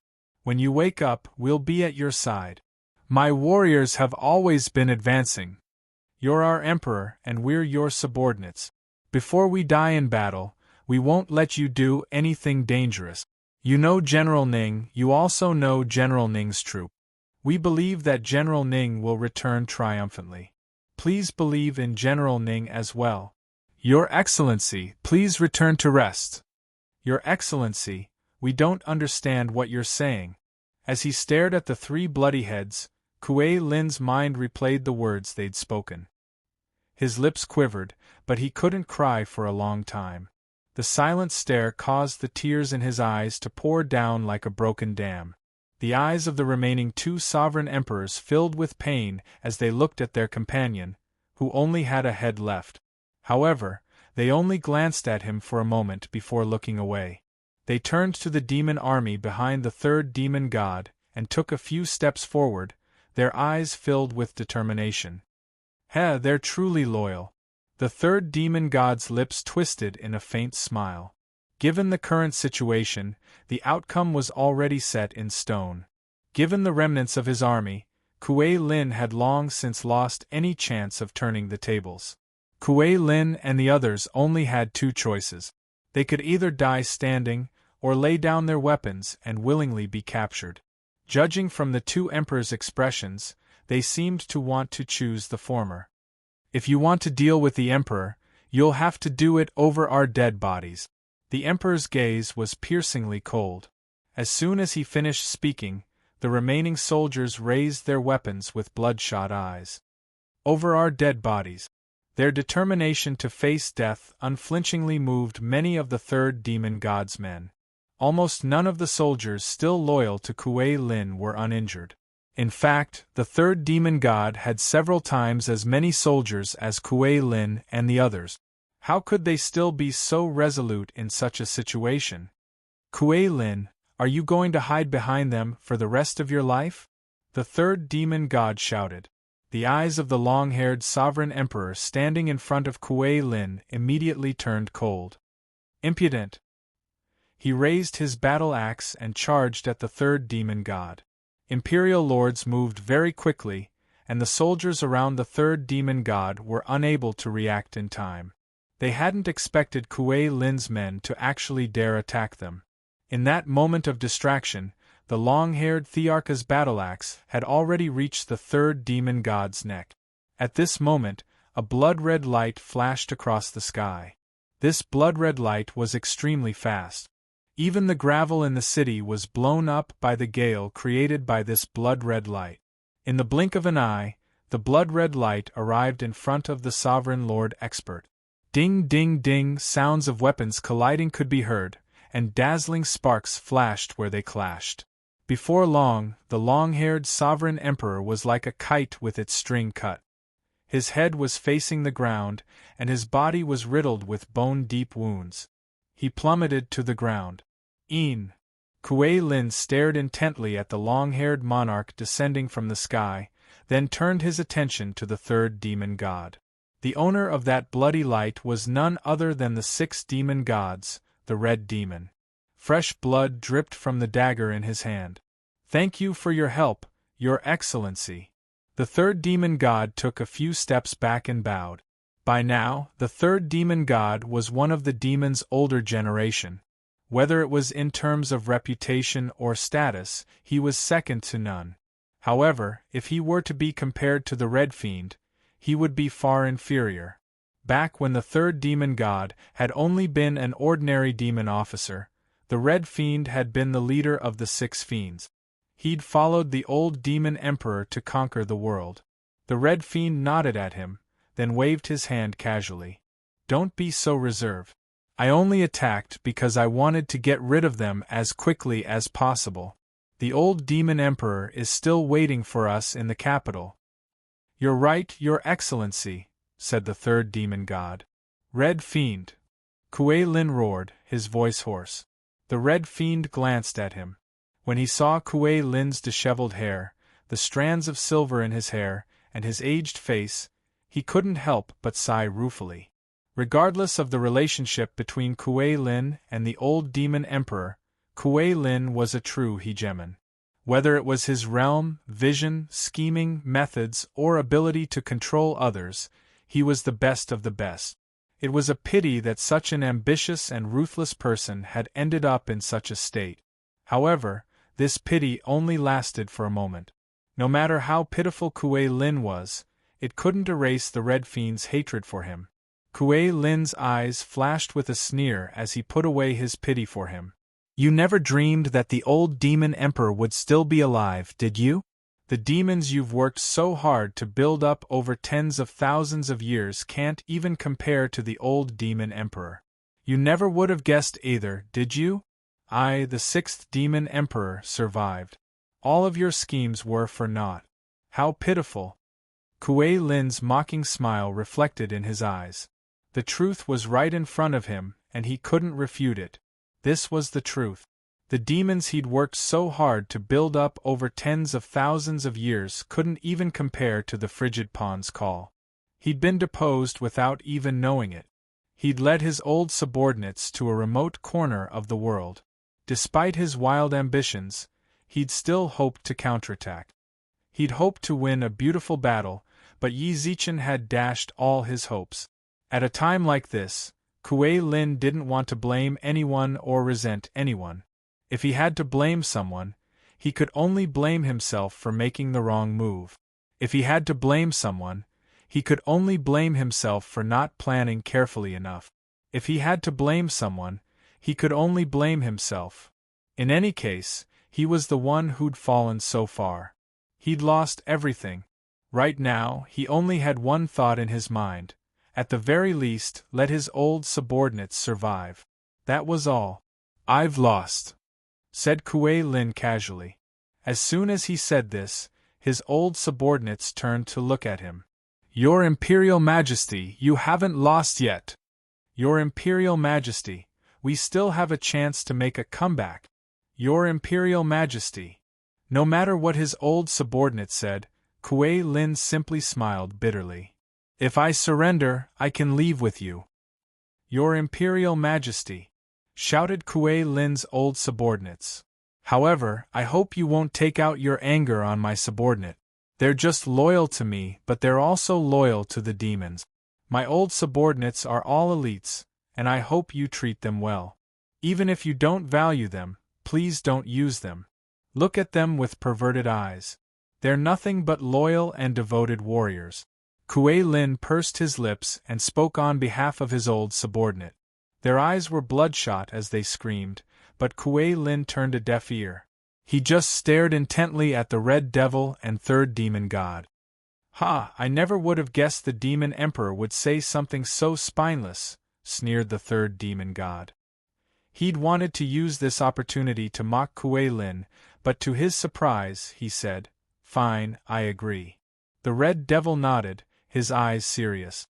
"I can swear on my honor that as long as they pledge loyalty to the devils, the Devil Emperor and I won't do anything to harm them. It doesn't matter if they're paragons, devis, sovereigns, or even emperors, we'll make sure they're treated the way they should be." "Fuck them. I'm not surrendering," roared one of Kuei Lin's remaining soldiers. He raised his weapon and charged the third demon god. He was just a diviner, so he'd only made it a few hundred meters before the third demon god's army was riddled with holes. However, he'd rather die than submit. He was like a line of fire that ignited the entire army. The only surviving emperor was charging at the very front. "Come back! All of you, come back! We surrender! Your Imperial Majesty, we don't understand what you're saying." Charge. An unending charge. Even though they were battered and battered, they still managed to cause quite a bit of trouble for the third demon god due to their fearless charge. Unfortunately, there were too few of them, and too many of them had suffered grievous injuries. This charge burned away the last of their energy. They were like moths drawn to a flame, burning the last vestiges of their blood. Even if they died in battle, they didn't want to live the rest of their lives as captive. In just a few short minutes, Kuei Lin's old subordinates had gone from generals to warriors to scouts. Not a single one of them survived. Lifeless corpses littered the streets of Baina City. They didn't just belong to Kuei Lin's old subordinates, but also the third demon gods. Dead. They were all dead. Kuei Lin watched helplessly as his old subordinates died one by one. When he saw their final charge, he felt a pang in his chest and coughed up a mouthful of blood. He trembled as he stood, his hunched back like an old man in his twilight years. The light of the setting sun illuminated his body, elongating it so that it covered the corpses of his fallen soldiers. Ha! With a bitter laugh, Kuei Lin reached out with his right hand. Suddenly, a silver flash appeared outside the city. It was a silver longsword. As if it had been summoned, it whined mournfully and landed in Kuei Lin's hand. It was General Ning's sword. Kuei Lin gently caressed the blade, which trembled uncontrollably, as if complaining to Kuei Lin. Its master was dead. This was the blade Kuei Lin had given to Kuei Ning. Kuei Lin seemed to understand the sword's language, and the sorrow in his eyes deepened. After a long while, he tightened his grip on the hilt and swung the blade at the ground. Combined with Kuei Lin's demonic power, the sharp blade left a 100-meter-long ditch in the city's street. "Kuei Lin, you're still trying to act tough?" Chapter 1695. Explosive. The former demon emperor, Kuei Lin, committed suicide in Baina City, and all his troops died in battle. Explosive. The former demon emperor, Kuei Lin, committed suicide in Baina City, and all his troops died in battle. Explosive. The former demon emperor, Kuei Lin, committed suicide in Baina City, and all his troops died in battle. An uproar. The moment this news was pushed out from the public account, everyone who saw it was shocked. It was even more popular than the video Yizichen Hadzwa Mo post. In less than an hour, it had already been viewed over 30 billion times. Kuei Lin was dead, and he had committed suicide. His old subordinates had all died in battle. This kind of news was hard for anyone to believe. The mighty and ambitious Kuei Lin had ended up committing suicide in Baina City? His former subordinates, the invincible General Ning, also died in battle? The people of the three realms were instantly in an uproar. They began to discuss the matter with their friends, and the messages backstage were like a tidal wave bursting through a dam. This time, it wasn't just the people of the three realms who paid attention to this news. Even the major powers were shocked. In the preparation group, Lord 7, Kuei Lin committed suicide? How was this possible? Old San, indeed, it doesn't seem like him. His ambition is known throughout the three realms, but he was actually forced to commit suicide. This news is really too shocking. Jade Lake Palace Master. I can't believe Kuei Lin ended up committing suicide. Little Grandaunt. Is this information accurate? Idealism. The great emperors in the group were all shocked by Kuei Lin's death. They were all members of the alliance, so they naturally knew that Yi Zichen's people were in charge of the official account. Seeing that Zhao Qianhe had at him, Yi Zichen popped up in the group. Only idealism. The news is true. Yi Zichen's reply confirmed that Kuei Lin had killed himself. His reply was definitely not just for show. In truth, Yi Zichen had instructed them to do so. A few days ago, Yi Zichen received word that Kuei Lin had committed suicide and his subordinates had all died in battle. When Yi Zichen heard this news, he was no less shocked than anyone else. He hadn't expected Kuei Lin to be defeated so quickly. They couldn't believe that Kuei Lin would commit suicide to end his ambitious life. After hearing the news, he immediately sent people to investigate the authenticity of the news. Whether it was from collecting information from the backstage or sending the great sage and the venerable of numinous treasure to investigate on the spot, the results were the same. Kuei Lin was indeed dead. He had committed suicide. After confirming that Kuei Lin had committed suicide, Yi Zichen spent half a day digesting the news. After thinking it over a few more times, he finally decided to have Zhou Mo and the others spread the news. In other words, Kuei Lin had already been dead for several days by the time everyone saw the news. An ambitious and ruthless man had ended up committing suicide. Many people couldn't help but sigh. Most of the comments in the backstage felt sorry for Kuei Lin. It's really the end of a generation of heroes. What a pity! Kuei Lin reigned for tens of thousands of years, and the demons actually flourished. I really don't understand why they dethroned the old demon emperor as soon as he appeared. Kuei Lin is a ruthless and ambitious person. Push me up. I want to show the person who can't understand why Kuei Lin was deposed just because the old devil emperor appeared. The old devil emperor is a religion to the demons. No matter how good Kuei Lin's achievements are, he can't compare to the old devil emperor. What a pity, what a pity! I heard that all of Kuei Lin's old subordinates died in the charge. None of them were captured. They were all good people. Lord 7, he really died. Ocean Emperor, AI, Kuei Lin really was a formidable and ambitious person. Lord 3, even though I hate him, I agree with you. He really is a formidable and ambitious person. Fox Empress, what a pity. It wasn't just the people in the backstage who were sighing. The great emperors in the group felt the same way. Although they'd always been enemies with Kuei Lin, they'd fought for so many years. Now that Kuei Lin had committed suicide in Baina City, and his old subordinates had died in battle for him, the great emperors felt it was a rather sad thing to see. Kuei Lin used to be so awe-inspiring, but in the end, the great emperors in the group couldn't help but sigh. Yi Zichen left the group and sat down at the stone table to read the news. He didn't say anything for a long time. You dealt Kuei Lin a fatal blow. Gu Li sat in front of the stone table, picked up a steaming teapot, and poured himself a cup of tea. Ever since he'd arrived on the 10th Divine Mountain, he'd stuck around and refused to leave. Fortunately, Enlu was rather likable. Everyone in Yi Zichen's faction liked her, so they just turned a blind eye to Gu Li. That one eye had made him stay. Yi Zichen glanced at Gu Li. It wasn't hard to tell that Kuei Lin's death had a lot to do with Yi Zichen. A fatal blow? Isn't that the case? Kuei Lin was deposed of the Frigid Pawn's heavy responsibility.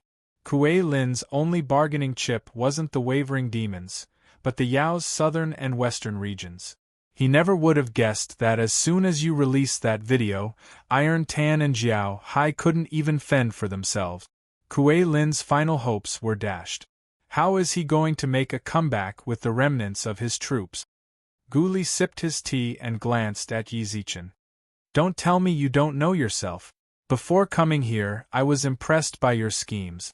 Is that so? Yi Zichen nodded, picked up the teapot, and poured himself a cup of tea. This was indeed his scheme, but he'd never guessed that his video would affect Kuei Lin so much. Now that Kuei Lin was dead, Kuei Lin had taken over. Right, there's something else I need to tell you. Gu Li set his teacup on the table. Kuei Lin's death isn't good news for you. If he'd been alive, he and Kuei Lin could have kept each other in check. Now that he's dead, Kuei Lin will dominate the demon race, and Kuei Lin is an ambitious bastard. His subordinates, the first and third demon gods, have always wanted to invade other races. That's exactly what I was thinking. In truth, Yi Zichen had hoped that Kuei Lin and Kuei Lin would keep each other in check. That way, they'd fight amongst themselves and wouldn't have time to deal with outside matters. Unfortunately, Kuei Lin had been defeated so quickly that Kuei Lin hadn't caused Kuei Lin any trouble. Speaking of which, Yi Zichen could only blame himself. He'd chosen to post that video in order to make Kuei Lin's life miserable. The way he saw it, Kuei Lin had been the demon emperor for tens of thousands of years. He'd surely nurture a faction that no one else knew about, just like Zhou Wu. Who would have guessed that Kuei Lin would be so open and honest? From start to finish, he'd only had so few people. Now, Yi Zichen was worried about how the demons would fare without Kuei Lin to keep them in check. If Kuei Lin really wanted to dominate, he'd be even more difficult to deal with than Kuei Lin. Don't worry about it too much. No one knows if Kuei Lin left any spies in the demons' rank. Kuei Lin just took over, and it'll take him a lot of time to consolidate the demons' internal affairs. If he's really like Kuei Lin, you'll have no choice but to deal with whatever comes your way, said Gu Li, sipping his tea. Zhou Wu? Have you heard anything from Wu? Him. As for Zhou Wu, Yi Zichen really hadn't heard anything at all. The central divine mountain was completely sealed off, and there wasn't the slightest bit of information about it. It was as if the divine mountain had died, and Zhou Wu had vanished without a trace. Who knows? Yi Zichen quietly glanced at his phone's back end. He saw a constant stream of messages, all of them sighing at Kuei Lin's plight. Of course, there were also some who rejoiced in his misfortune, but they were in the minority. Yi Zichen guessed that the entire three realms were feeling the same way. At that moment, Gu Li suddenly put down his teacup and looked out of the courtyard. Yi Zichen did the same. He looked outside. Not long after, a few more people appeared outside, tearing through the air. The leader was an Emperor Realm expert. This person was also one of the few commanders left behind from the First Era. Master of the Stars. The Emperor cupped his hands in greeting. Gu Li and Yi Zichen were the twin emperors of the 10th Divine Mountain. It was no secret that they were the twin emperors of the 10th Divine Mountain, so there was nothing wrong with this expert addressing them as such. Gu Li merely nodded. When Yi Zichen saw this, his gaze trembled. These were the scouts he'd dispatched to guard against any sudden attacks from the god race. They'd suddenly returned. Could it be? Chapter 1696. The Guest Tower. Xiao Yumei had sent people to build it after Upheaval City was built. Each of the 9 divine mountains was protected by a holy land. The 10th divine mountain was the divine mountain of the outer realm. Yi Zichen occupied it, so Upheaval naturally became its holy land. Furthermore, the Upheaval Alliance frequently interacted with the other divine mountains, and an endless stream of families, big and small, came to pay their respects. The Upheaval Alliance needed a tower like this as a facade to receive visitors. The tower had 9 floors, and 9 represented the extremities. The bottom 3 floors were used to greet foreign guests, while the other 6 floors were used for internal meetings. In truth, this was Yi Zichen's first time back in Upheaval City. In the past, Xiao Yumei and the others handled internal affairs. They only discussed important matters with the Upheaval Alliance. As such, Yi Zichen was more than happy to be a hands-off boss. The outsider emperor led the way. Along the way, Yi Zichen and Gu Li saw an endless stream of visitors, as well as plenty of Upheaval Alliance members bustling about. Among these chaotic members, the supreme beings still occupied the majority of the number.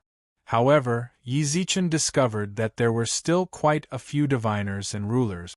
In other words, if you disregarded the other Holy Land's secret forces, then upheaval was far superior to the other divine mountains. Generally, 2 rulers stood guard in front of the tower. When they saw the outsider emperor, they knelt on one knee. "Is Vice Alliance head Xiao here?" The 2 sovereign realm experts only replied after the extraterritorial emperor spoke. "Vice Alliance head Xiao and the elders are waiting for you on the top floor." The outsider emperor nodded at the 2 rulers, then turned back and said respectfully, "Alliance head. This way please." Yi Zichen and Gu Li walked side by side into the tower. Only then did the outsider emperor and the others follow. The 2 sovereigns guarding the door were stunned, and they looked at each other. "That's our alliance head." Xiao Yumei and the others had always been in charge of the upheaval alliance. Yi Zichen, who spent most of his time away, rarely showed his face. Most people in the upheaval alliance had never seen Yi Zichen's face. Perhaps Xiao Yumei and the others had their own ideas, so they didn't keep a portrait of Yi Zichen. As the 2 rulers stared at each other in silence, Yi Zichen and the others entered the tower. After entering the tower, Yi Zichen discovered that each floor was guarded by an expert, at the very least an emperor. The entire reception tower was also surrounded by a barrier. It was impossible to sense what was going on inside from the outside, but it was possible to spy on the outside from the inside. There were guests visiting the 1st, 2nd, and 3rd floors of the guest house, and they were received by the deacons of the alliance. Everyone who saw the outsider emperor greeted him, but they were also surprised to see Yi Zichen and Gu Li walking ahead of him. On the top floor of the guest house, compared to the splendor of the lower floors, the top floor was much simpler. This was also arranged according to Xiao Yumei's preferences. She liked simplicity and didn't like flashy but impractical things. The top floor was for the higher-ups like them to discuss matters. Since it wasn't visible to outsiders, it also saved them the hassle. The entire hall on the top floor had a total of 36 seats, divided into 2 rows on the left and right. There were a total of 3 high seats in front of the door. The highest seat faced the crowd, and the 2 seats below faced each other. Compared to the 36 seats below, the only difference was that the seats were higher and closer to the seat in the center. By now, all 36 seats were occupied. Xiao Yumei sat to the left of the seat in the center. No one in the hall opened their mouths to speak. However, there was a layer of dense and solemn aura that enveloped the entire hall. Thud, thud. Clear, hurried footsteps sounded from outside the hall. The outsider emperor was the first to enter. After stepping into the hall, he stopped at the entrance and looked outside. Xiao Yumei had already risen from her seat, and the occupants of the other 36 seats rose with her. Next, they watched as a shadow, elongated by the sunlight, entered the hall. Only then did Yi Zichen and Gu Li enter the hall. Alliance head. Xiao Yumei's expression was solemn. The others bowed and greeted her as well. Anyone who could sit in this hall could sense that they were all emperors based on the auras they gave off. There were quite a few experts Yi Zichen had never met before, as well as quite a few old acquaintances. For example, Xiao Hu and Xiao Yan. However, Xiao Hu didn't have the right to sit. He could only stand behind Xiao Yan.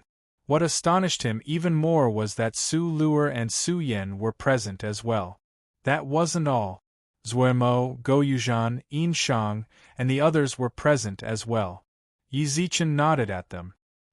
He sensed that the atmosphere was rather tense, so he said nothing else. He glanced at the decorations and knew full well that the seat in the center was reserved for him. He walked straight to the seat in the center and sat down. To his surprise, Gu Li followed him and sat to his right. Only after Yi Zichen and Gu Li took their seats did the others follow suit. Generally, let's begin. Xiao Yumei waved at the outsider emperor. Generally took a few steps forward and said, "This matter is rather complicated. Please, everyone, take a look at a video." With that, General Li walked up to Zuomo. Miss Zhuo, please present the contents of this video to the Alliance head and the council members. General Li handed Zuomo a cell phone. The instant he handed it over, Yi Zichen vaguely saw the veins on General Li's arms bulge, and his eyes redden. After handing over the phone, General Li retreated to the side. Zuomo clicked open the video with practiced ease, then waved at the technicians she'd brought with her. In the blink of an eye, a screen of water appeared before everyone's eyes. The video began. Everyone saw a platoon of over 100 people. They were led by 3 divine generals, 15 rulers, and the rest were diviner experts. Judging from the video's environment, they were most likely in the outer realms. Several minutes passed, but nothing noteworthy appeared in the video until Deputy General Jing, Lil 6 is missing. The entire platoon came to a stop. The camera scanned their surroundings several times, but still found nothing out of the ordinary. Don't worry about it. Stick close to the group. Don't fall behind. The platoon continued advancing, but before long. Ol Wang's gone. Ol who isn't with us either. You guys look. Monster. Chapter 1698. No matter how the clan heads and elders tried to explain, Yi Zichen's expression didn't give him any leeway. They feared the Upheaval Alliance's power, and they were subordinates of the Alliance. They didn't dare resist in the slightest. They obediently followed Xiao Yumei out of the guest tower. That's more like it.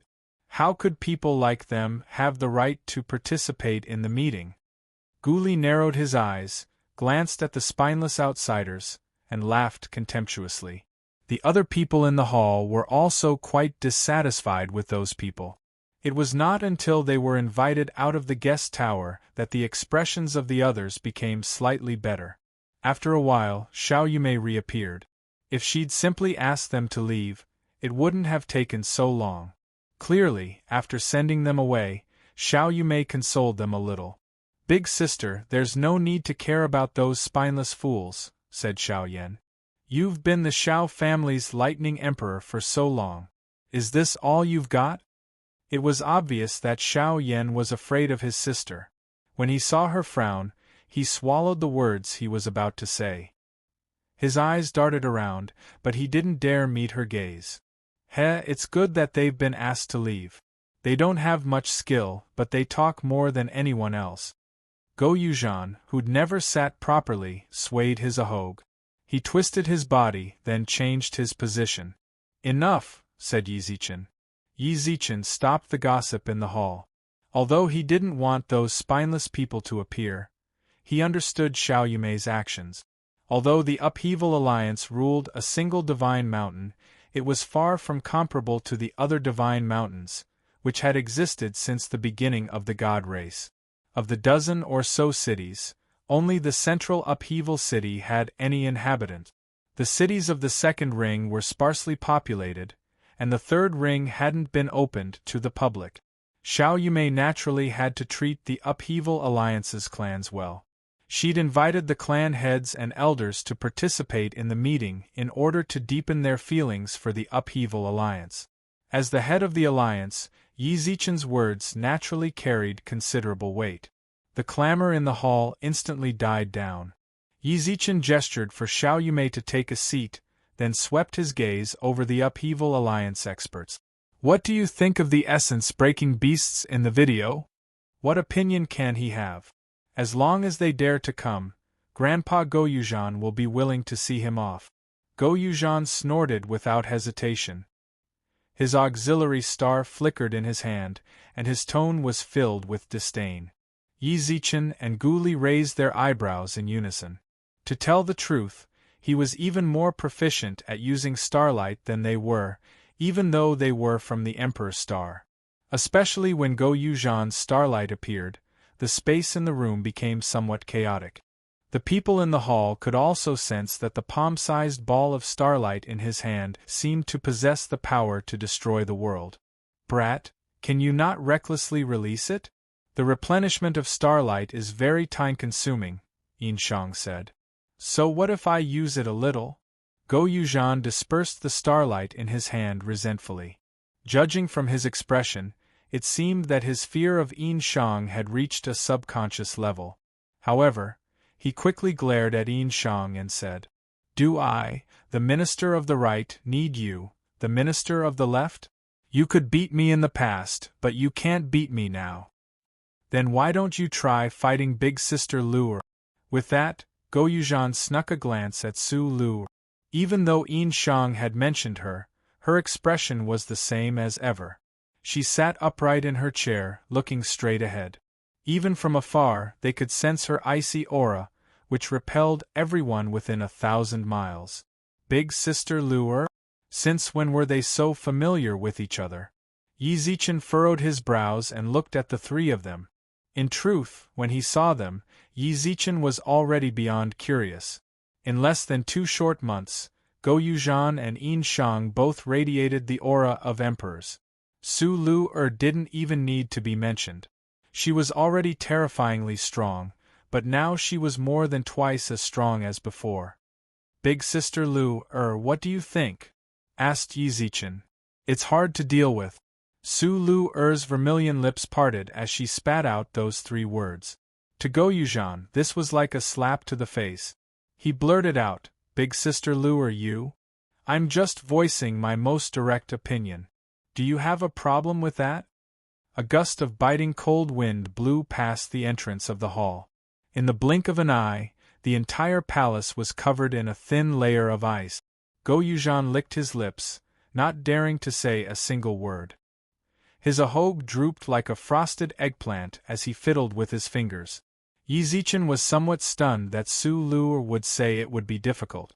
Judging from her aura, she was already at the Imperial Emperor realm. The cold aura she'd released just now had the aura of condensing an ice-type Dao heart. Given her cultivation, if she said it would be difficult to deal with, then it was a direct reflection of how terrifying an aura-breaking beast was.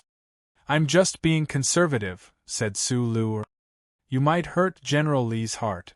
Even though your son risked his life to deliver the video to you through a secret technique, and even though you're proud that your son never abandoned his comrade in battle, in my eyes, there's still a possibility that you might hurt General Li's feelings." No one expected Su Lu to say something like that. No one would have guessed Su Lu would say something like that. Everyone's gazes shifted, then they heard her continue. If he'd abandoned his pride and returned from the outside, then having personally experienced the aura-breaking beast, he'd be able to understand it more directly. Right now, all we can do is sit here and watch the short video he recorded. It's less than an hour long, and we can't even understand the beast's aura. All we can do is judge it based on its enormous size and how it devoured the other heroes. That in itself is illogical. From what I understand, just because it's big doesn't mean it's strong. Even devouring the other heroes doesn't prove how difficult it is to deal with. Trying to tell us how strong our future enemy will be based on a single video isn't just careless, it's also a waste of time. I really don't understand why General Li summoned us here so urgently just because of a video. What exactly are you trying to do? The atmosphere in the palace plummeted. Su Lu's words were like rubbing salt into General Li's wounds. His son had died in battle, and his heart was already riddled with scars. Only the fact that his son had risked his life to bring back a video and could be called a hero was enough to give him some peace of mind. But now Su Lu was disparaging the precious video his son had risked his life to bring back. The kind-hearted Su Yan couldn't help but tug at Su Lu's clothes. General Li's arms trembled uncontrollably. Chapter 1699. General Li trembled with rage. He glared at Su Yan for a long time, then nodded forcefully, snatched the phone from Zhuomo's hands, and left. Yi Zichen looked at Su Lu in confusion. As far as he could remember, Su Lu was domineering, but she definitely wasn't an unreasonable person. No matter what, the dead had to be respected. General Li's son risking his life to retrieve the footage was already commendable. Even if Su Lu was telling the truth, it was still a bit excessive. "General Li!" exclaimed Xiao Yume. General Li didn't even look back. She hurriedly signaled Xiao Yan with her eyes. Xiao Yan and Xiao, who understood and followed General Li out of the hall. Big Sister Lu said Yi Zichen. I'm just telling the truth. He's different from the others. He's experienced the God race's invasion, so he should know better than anyone how important it is to understand the Aura Breaker beasts. Unfortunately, his understanding of the Aura Breaker beasts is limited to his son's footage. Don't you think that's ridiculous? Is that so? Su Luer's eyes flashed with cold light. Her cold demeanor rendered Yi Zichen completely speechless.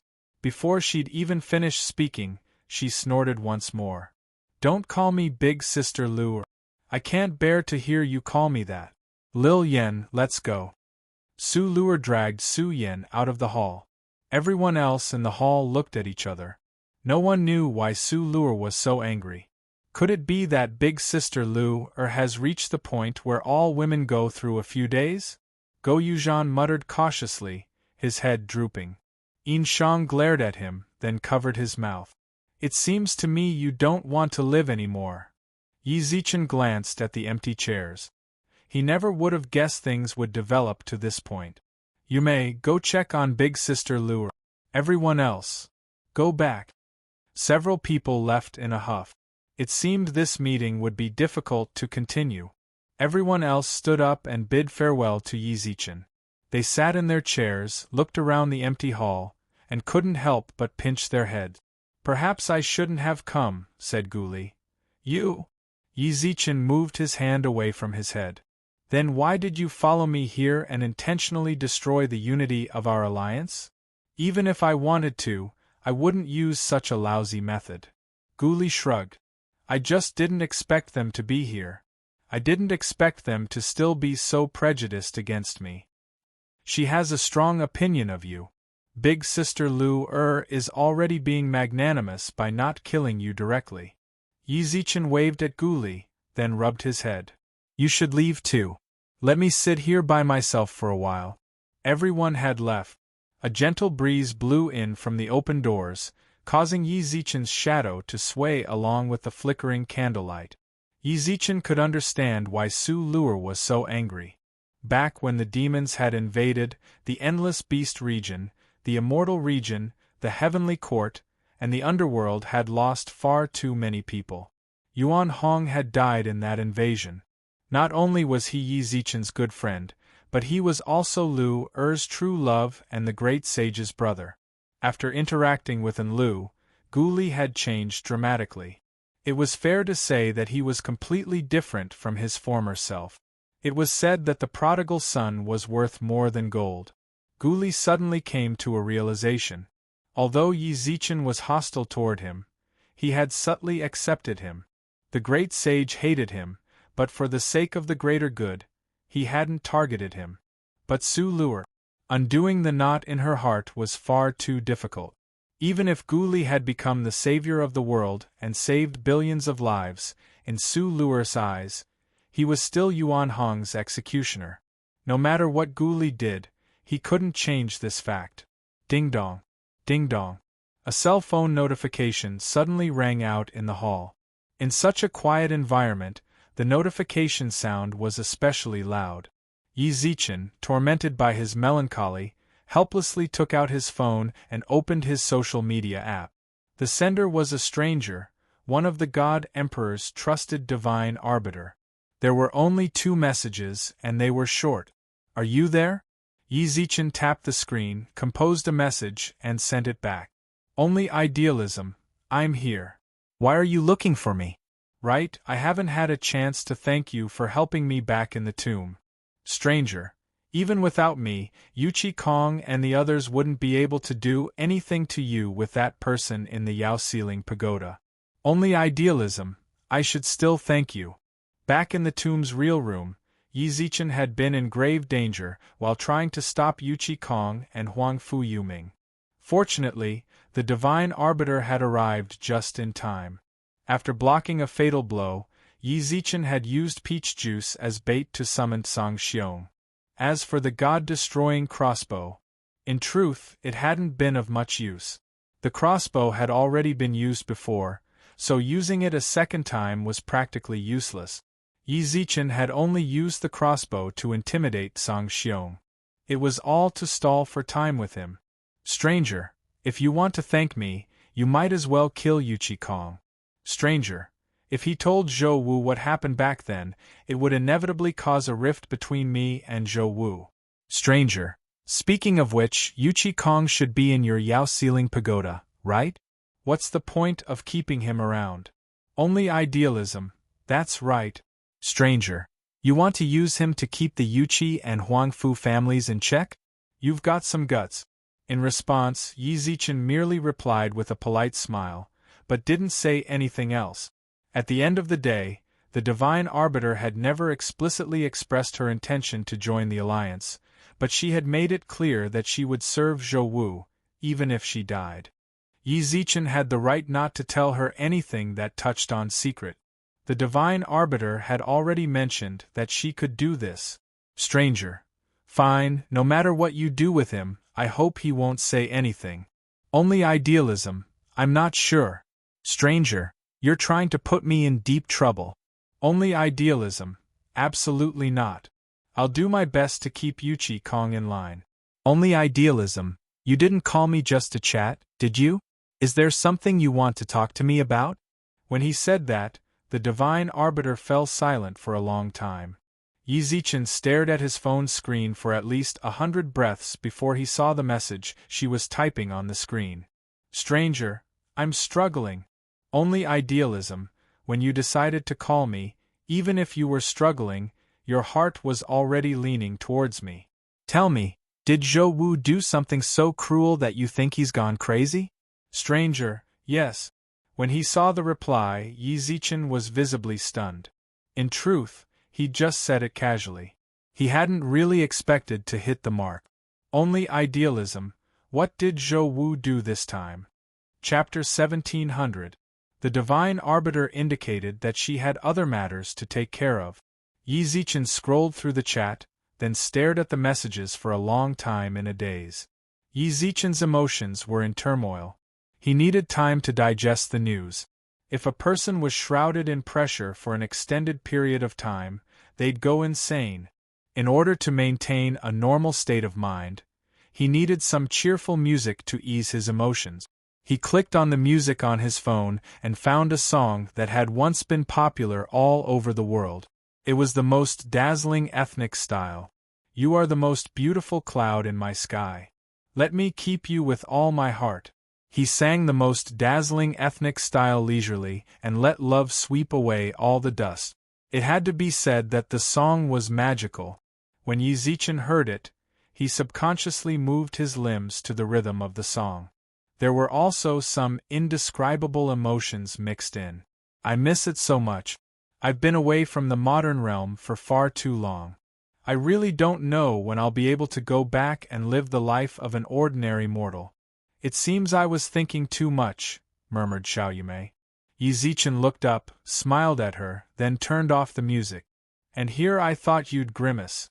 I didn't think you'd be in such a good mood. Ha ha. Yi Zichen grinned. It seemed the most dazzling ethnic style really was a huge boost to his morale. There were clearly so many things weighing down on his shoulders, yet he could still smile so brightly. Yi Zichen flipped his palm and smiled at Xiaoyumei. Do you want me to play it a bit longer so you can relieve some of your stress? Sure. The rhythmic, most dazzling ethnic style resounded throughout the guest tower. As the song played, both Yi Zichen and Xiaoyumei felt indescribably relaxed. After playing it over 10 times, Xiaoyumei smiled and turned it off. What is it? Even if you want to relax, you have to control yourself. This isn't the time to relax, said Xiaoyumei calmly. Xiaoyumei's gaze was calm. She pushed her phone back to Yi Zichen, then said, Su Luer went to the outside. Is that so? Yi Zichen wasn't too surprised. He could tell what Su Luer was saying out of anger and what was the truth. When she said that she wanted to go to the outer realms, her eyes revealed her determination. Are you going to let her go by herself? Yi Zichen's words were merely a question. He believed that Xiao Yumei was very meticulous. Yang Jian and the great sage followed them.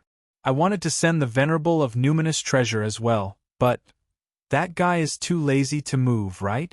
Yi Zichen understood. Xiao Yumei nodded. Yi Zichen nodded and smiled. Yang Jian and the great sage will be enough. They'll be able to handle any unexpected situations very well. Besides, Su Lu and the others are all imperial emperors. Who knows, they might bring back some pleasant surprises for us. Are you surprised? Xiao Yumei murmured to herself as a hint of seriousness flashed through her eyes. Will we really have to deal with these guys in the future? You might not be happy if I tell you, but I'm actually quite scared. The berserk beasts in the video were too ferocious. They'd been led by 3 divine generals and 100 diviners and rulers, but in less than 100 breaths of time, they'd been annihilated. Although the video didn't reveal the berserk beast's true strength, it was still possible to deduce that even imperial emperors would find it difficult to accomplish such a feat. If you're afraid just because of this, then when they really attack the Third Era, you'll feel even more despair. Yi Zichen didn't blame Xiao Yumei for her fear, but he didn't try to comfort her, either. She was indeed a woman, but she was an imperial emperor. Not only that, but she was also the deputy alliance head of the Upheaval Alliance. She could act weak in front of Yi Zichen, but that was because she was his woman, and he was her pillar of support. Outside, however, she was a lofty imperial emperor and deputy alliance head. Her every word and action affected the alliance's members' confidence. No matter how afraid she was, she had to overcome her fear. That was the only way to boost the Upheaval Alliance's members' confidence. Yi Zichen trusted that Xiao Yumei understood all this, so he didn't say anything more. Xiao Yumei sat on the chair and sighed. At that moment, a long shadow appeared at the entrance of the hall. The figure's appearance was immediately noticed by Yi Zichen and Xiao Yumei, who both looked towards the door. Alliance head, deputy alliance head, there are a few people outside. No need. Let me introduce myself to alliance head Yi. Suddenly, several figures appeared at the empty palace door. Among them, there were 5 children who looked like babies floating in the air, and there was also a young girl who looked like a loli, followed by a middle-aged elder who looked a little old. You. When he saw the 5 babies, Yi Zichen's brows furrowed. The 5 babies in front of him were none other than the 5 elemental fairies of the tomb. As Yi Zichen furrowed his brows, the wind elemental fairy hid behind the fire elemental fairy in fear. The lowly girl was Gu Luolin. As for the middle-aged man beside her, Yi Zichen didn't know who he was. You're dismissed. The 5 elemental fairies waved at the Upheaval Alliance member. Their eyes were clearly nervous. The middle-aged man watched them leave, then entered the hall. Big nephew. Gu Luolin, on the other hand, had no time to think. She called out, "Big nephew," and ran over to Yi Zichen. When Xiao Yumei saw her, she couldn't help but feel a headache coming on. She'd recently caused quite a stir in the Upheaval Alliance. However, Gu Luolin was Yi Zichen's elder, and Yi Zichen had told her in private that Gu Luolin was still a member of the Gu family. As a result, no matter how much trouble she caused, the Upheaval Alliance could only turn a blind eye. Why do you have time to come all the way here? What? You don't want to? Gu Luolin pouted, then pointed at the middle-aged man. Come in. At this moment, the middle-aged man heard the commotion and arrived. Gu Luolin also proudly introduced. He's my father's bodyguard, so you can call him Blueprint. Just call me Blueprint. The middle-aged man smiled amiably, then pointed at the elemental fairies. Alliance head Yi, it seems you really do know these fairies. I saw them circling outside Upheaval City, so I took it upon myself to bring them to you. You won't blame me, will you? In truth, this was just a polite greeting. When Gu Luolin said Blueprint was her father's bodyguard, Blueprint's background was obvious. He was a member of the Gu family, and his status wasn't low either. When other clans saw an ancient, they had to treat him well, even if he was a servant, let alone an ancient family head's personal bodyguard. Chapter 1701. Lan Jingrong's smile froze. He forced himself to smile, but before he could say anything else, "Are you a member of the Upheaval Alliance?" "I'm not." "If you're not, then what right do you have to bring outsiders here?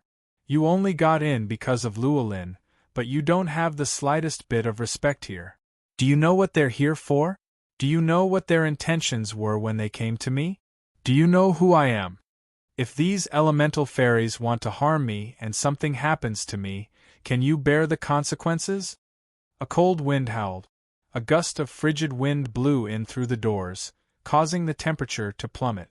The light from the tower's windows shone into Yi Zichen's eyes. The instant he narrowed them, the majestic aura of an emperor, which he'd held for so long, poured out in torrents. Yi Zichen's barrage of questions left the Gu family head's guard speechless for a long time. He stood in a daze, as if shocked by Yi Zichen's attitude toward the Gu family. He also wondered if his actions were truly beyond his authority. Perhaps he really had acted thoughtlessly.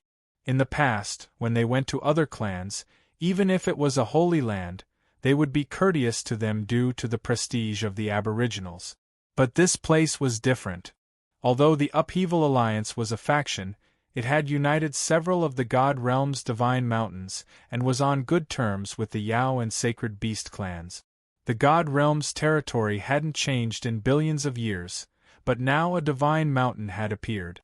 Its leader, Yi Zichen, was the Lord of the Stars of the Third Era. Even though the Upheaval Alliance had only been established for a short time, it couldn't be treated as an ordinary faction. At that moment, the fire elemental fairy blazed with flames. It transformed into a streak of red light and landed 3 meters in front of Yi Zichen. The flames on its body were pure white, but they didn't emit the slightest bit of heat. However, everyone knew it had the power to incinerate heaven and earth. He was infuriated. He and his brothers were elemental fairies of the 5 elements. Anyone who ran into them would have to negotiate politely and beg them to attach themselves to them. Yet Yi Zichen had left the 5 elements' palace despite knowing who they were. After some discussion, they'd taken the initiative to ask for peace, but they hadn't even entered. They'd circled around Chaos City for several days. After much difficulty, he finally entered the guest tower, but before he could even say a word, he was once again met with cold stares. "What do you mean? Are you saying that we will harm you?" The fire elemental sprite glared, and the flames on its body grew a little higher. "Don't mess around here. This isn't your elemental space. This is this Star Lord's Chaos City." Yi Zichen looked at the elemental fairies coldly, but from Blueprint's perspective, those words were actually directed at him. "Alliance Leader Yi, I didn't mean to offend you. Please forgive me," Blueprint said. The Blueprint was at least an Imperial Lord.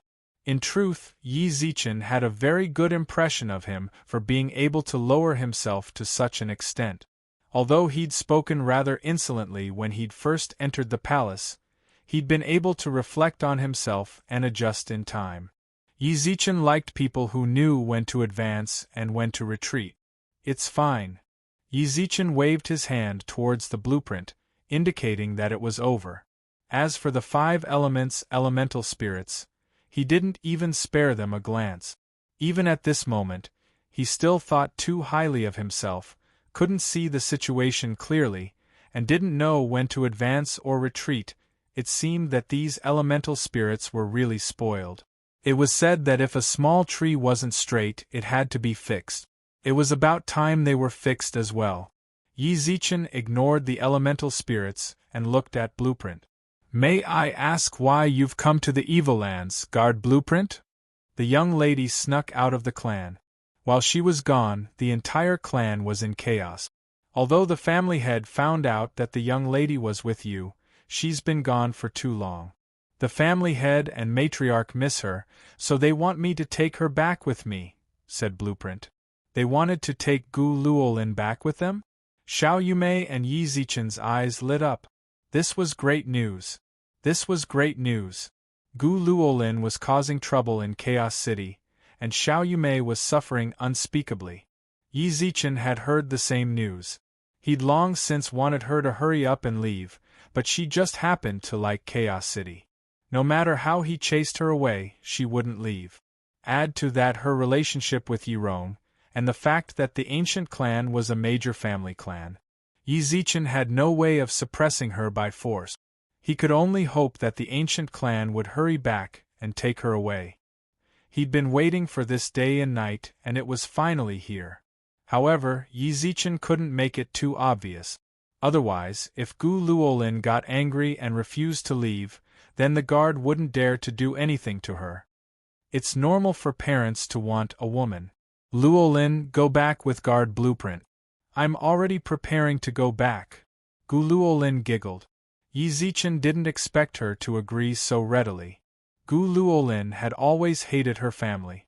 It wasn't that her family wasn't good. It was simply because she was the youngest in the clan. She didn't want to be treated like a child. She wanted to be an elder, so she didn't want to go back. Yi Zichen had thought that it would take a lot of effort to persuade her, but Gu Luolin's reply gave him a bad feeling. Alliance head Yi, Blueprint has something else to say. You say, the family head, in consideration of how Alliance head Yi has been taking care of the young lady recently, the family head would like to invite you to visit the ancient clan in order to express his gratitude. As expected, no wonder Gu Luolin agreed so readily. The Gu family head wanted Yi Zichen to go as well. As long as Yi Zichen went, Gu Luolin wouldn't be the youngest in the ancient clan. As long as she wasn't the youngest, she would be happy. Yi Zichen didn't want to go to the ancient clan. Perhaps it was because of Gu Zichen's experiences that Yi Zichen felt an indescribable resistance towards the ancient clan. Or perhaps it was because the ancient clan was too mysterious and Yi Zichen didn't want to get too involved with them. Either way, he just didn't want to. Hey, I'm talking to you! The fire elemental fairy suddenly roared. Don't go too far. Ha, you guys are really interesting. Yi Zichen was naturally happy to be able to change the subject. This time, he didn't argue with Blueprint. He looked towards the fire elemental fairy. I already said it very clearly. I don't need you guys. Just stay here. Why did you run over to my place? Boss. The lightning elemental fairy shouted in a low voice. Then, he walked out and said, Please forgive us, Planet Master. Previously, it was indeed our attitude that was wrong. However, we elemental fairies of the 5 elements should follow you around. Perhaps you have a problem with us, but this is an irreversible truth. We've thought it through. If you don't agree, then we'll just stay here and not leave. Yeah, we won't leave. The water elemental fairy, who was already incredibly lazy, directly laid down on the ground. Making a scene? If these elemental fairies really did make a scene and stayed here, then Yi Zichen really wouldn't be able to handle it. Chapter 1702. He'd rather go to the ancients than have too much contact with the 5 elemental fairies. Although he'd agreed to Blueprint's invitation, he couldn't just leave like that.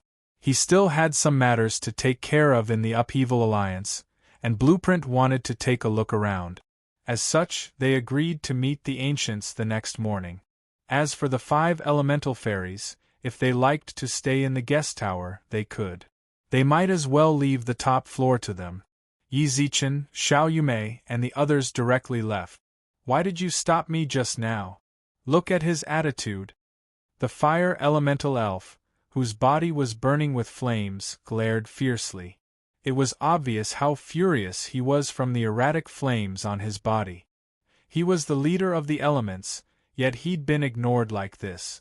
They were certain that Yi Zichen knew about their arrival, but he'd deliberately left them outside for several days. I know, right? Isn't it a blessing for us elemental fairies to attach ourselves to someone else? I don't think we should waste our time with him. This era has chosen 2 emperors. Let's just go find that emperor's star, snorted the lightning elemental fairy. Fools! When he heard the fire and lightning elemental fairy's words, the lightning elemental fairy's body crackled with electricity. His expression was solemn and furious as he roared at them. If they'd said something like this back in the tomb, the lightning elemental fairy might have understood.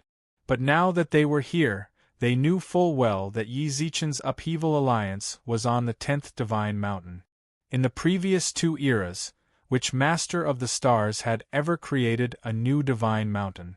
Regardless of how this mountain had appeared, it was clear that Yi Zichen was different from the previous Masters of the Stars. The 5 elements were especially compatible with their 5 elements, and the 5 elements crown was also in his hands. Yet he still wanted to attach himself to someone else? If this wasn't foolish, what was? The fire and lightning elemental fairies angrily sat on chairs. Thanks to their presence, the 5 elements around the guest tower grew much denser. Then what should we do? Are we really just going to stay here? Asked the lightning elemental fairy. Wouldn't it be better if we just stayed? Said the water elemental fairy. Don't even think about looking for someone else. I hate trouble more than anything. He's this era's Master of the Stars, and he's proficient in the Tao of the 5 elements. He's fated to be our subordinate. He knows full well that, for the time of this epoch not long after, with his attainments, even if he has the crown of 5 elements, his Tao of the 5 elements will not be able to reach the stage of returning to its original state. At that time, he will naturally fuse with us. For a lazy water elemental sprite to be able to speak so much was definitely a rare occurrence. The elemental elves who knew him were surprised that he had spoken so much, but they couldn't help but affirm his words. Don't tell me I'm just going to hang around like this? That's right. Let's continue like this. Alliance Master's residence. Yi Zichen sat in front of the stone table and scrolled through the background of his phone. The keyword he saw in the search bar was ancient race. He wanted to try and see if he could find any information regarding the ancient race in the information network. The results were inevitably disappointing. Even though there was information from the ancient race behind the scenes, the content of the information was very shallow. It seemed that anyone who became a ruler would have to go to the ancient race. To the outside world, the ancient race was still considered a mysterious power. In other words, even if the Aboriginals knew something about the internal situation of the Aboriginals, they wouldn't dare to sell this information. The Gu race was far more terrifying than Yi Zichen had imagined. Have you decided to go to the ancient race? Xiao Yumei entered the residence. Yi Zichen put down his phone and saw her stunning face. A hint of a smile tugged at his lips. He nodded, then showed her his phone. I want to go and take a look, but before that, I want to understand more about them. Unfortunately, our information on the ancient race is very ordinary. That's only natural. Xiao Yumei shrugged.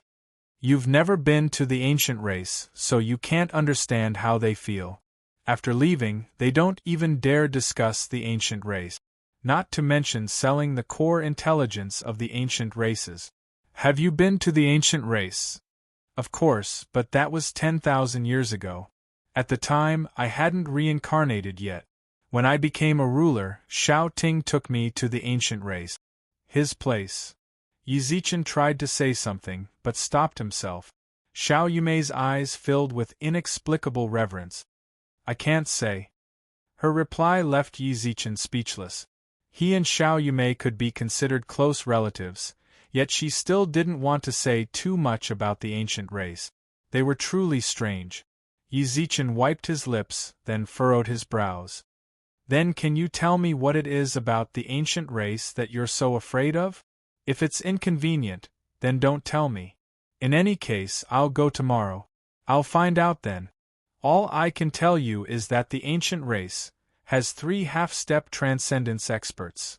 Whoosh, a cold wind howled past, causing the scattered leaves in the courtyard to dance in the wind. Yi Zichen's hand, gripping his phone, trembled inexplicably. He slowly looked up and saw Xiao Yumei's solemn gaze.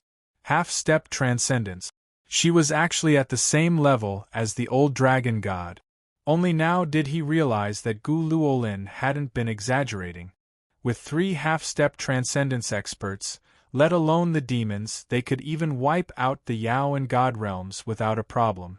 It was no wonder that no one else dared mention the ancient race. No one knew what half-step transcendence experts were capable of. If he said something he shouldn't and offended these half-step transcendence experts, then he'd be in deep trouble. In any case, when you go to the ancient race tomorrow, control your temper. That place is truly filled with crouching tigers and hidden dragons. Yi Zichen nodded. Since he already knew the ancient race had 3 half-step transcendence experts, he no longer entertained the thought of prying into their secret. Yi Zichen locked his phone and took a few deep breaths to adjust his emotions. Are the elemental spirits still on the top floor? Yes. I sent 2 emperors proficient in the Tao of space to keep an eye on them. The elemental spirits are rather well behaved, so they're active on the top floor, said Xiao Yumei. Send down my orders.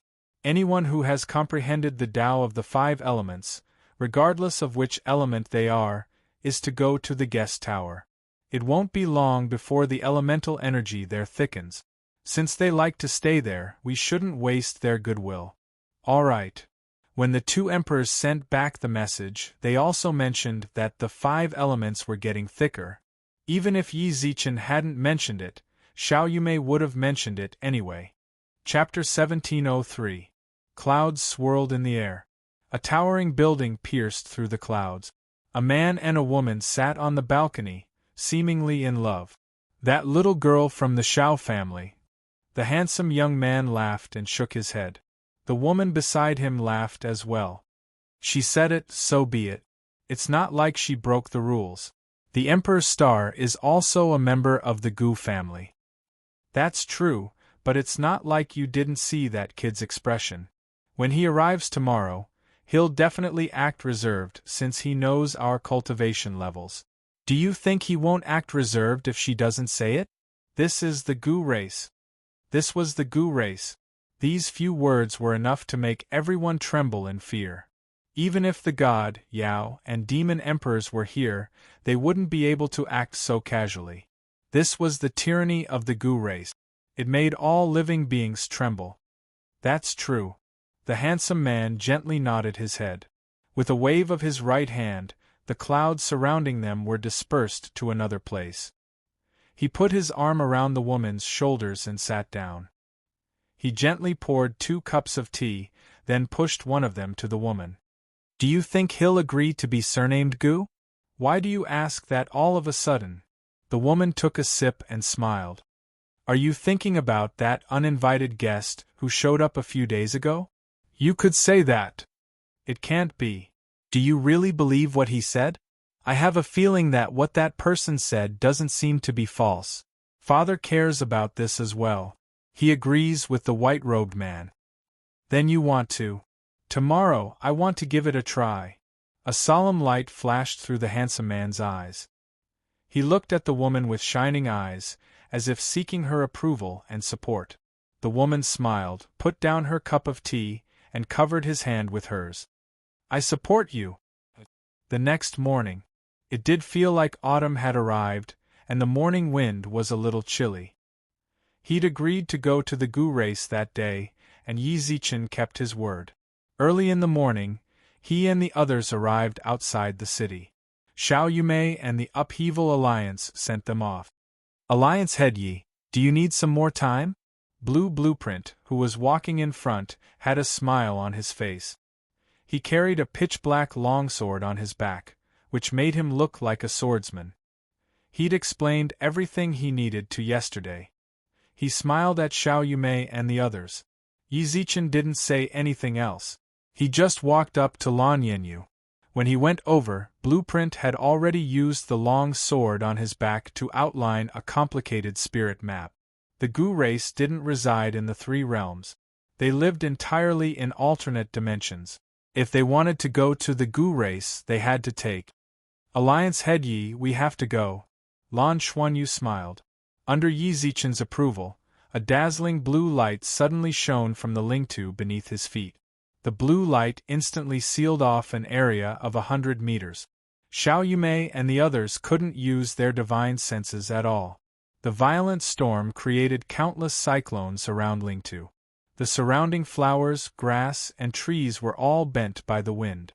Xiao Yumei and the others in the city were also unable to look directly at the dazzling blue light. However, neither the storm nor the blinding light had any real offensive power. When the storm receded, the blue light disappeared as well. By the time they looked back at the spirit diagram, Yi Zichen, Lan Yanyu, and Gu Luolin had long since disappeared. Not only that, but there were no spatial fluctuations around them. It was impossible to tell where they'd gone. As expected of the Gu race. Xiao Hu couldn't help but sigh. Gu Luolin was the Gu race's pearl. Everyone in the Upheaval Alliance knew that. Lan Yanyu had come to Chaos City to pick her up, and Yi Zichen had gone with them to the Gu race. That's right. Someone murmured. They'd all been to the Gu race before. Only those who had been to the ancient race could truly understand just how strong they were. Lan Yenyu's spirit diagram had sealed off everything within 100 kilometers, preventing them from using their spiritual energy to spy on them. Once the seal faded, they couldn't sense the Gu race's location through spatial fluctuations. Not even the Grandmasters of the Supreme Hall could do such a thing. Don't sigh. Everyone knows how strong the Gu race is. The Alliance head is going to the Upheaval Alliance, so we'll have to take care of internal affairs. Hurry up and get back to work. Xiao Yin, Xiao Hu. Go find Yin Shang and Go Yuzhan. I have something to discuss with you. Green mountains, clear waters, birdsong, and the fragrance of flowers.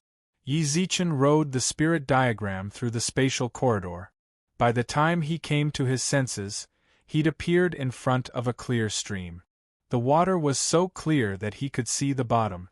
Smooth pebbles filled the riverbed.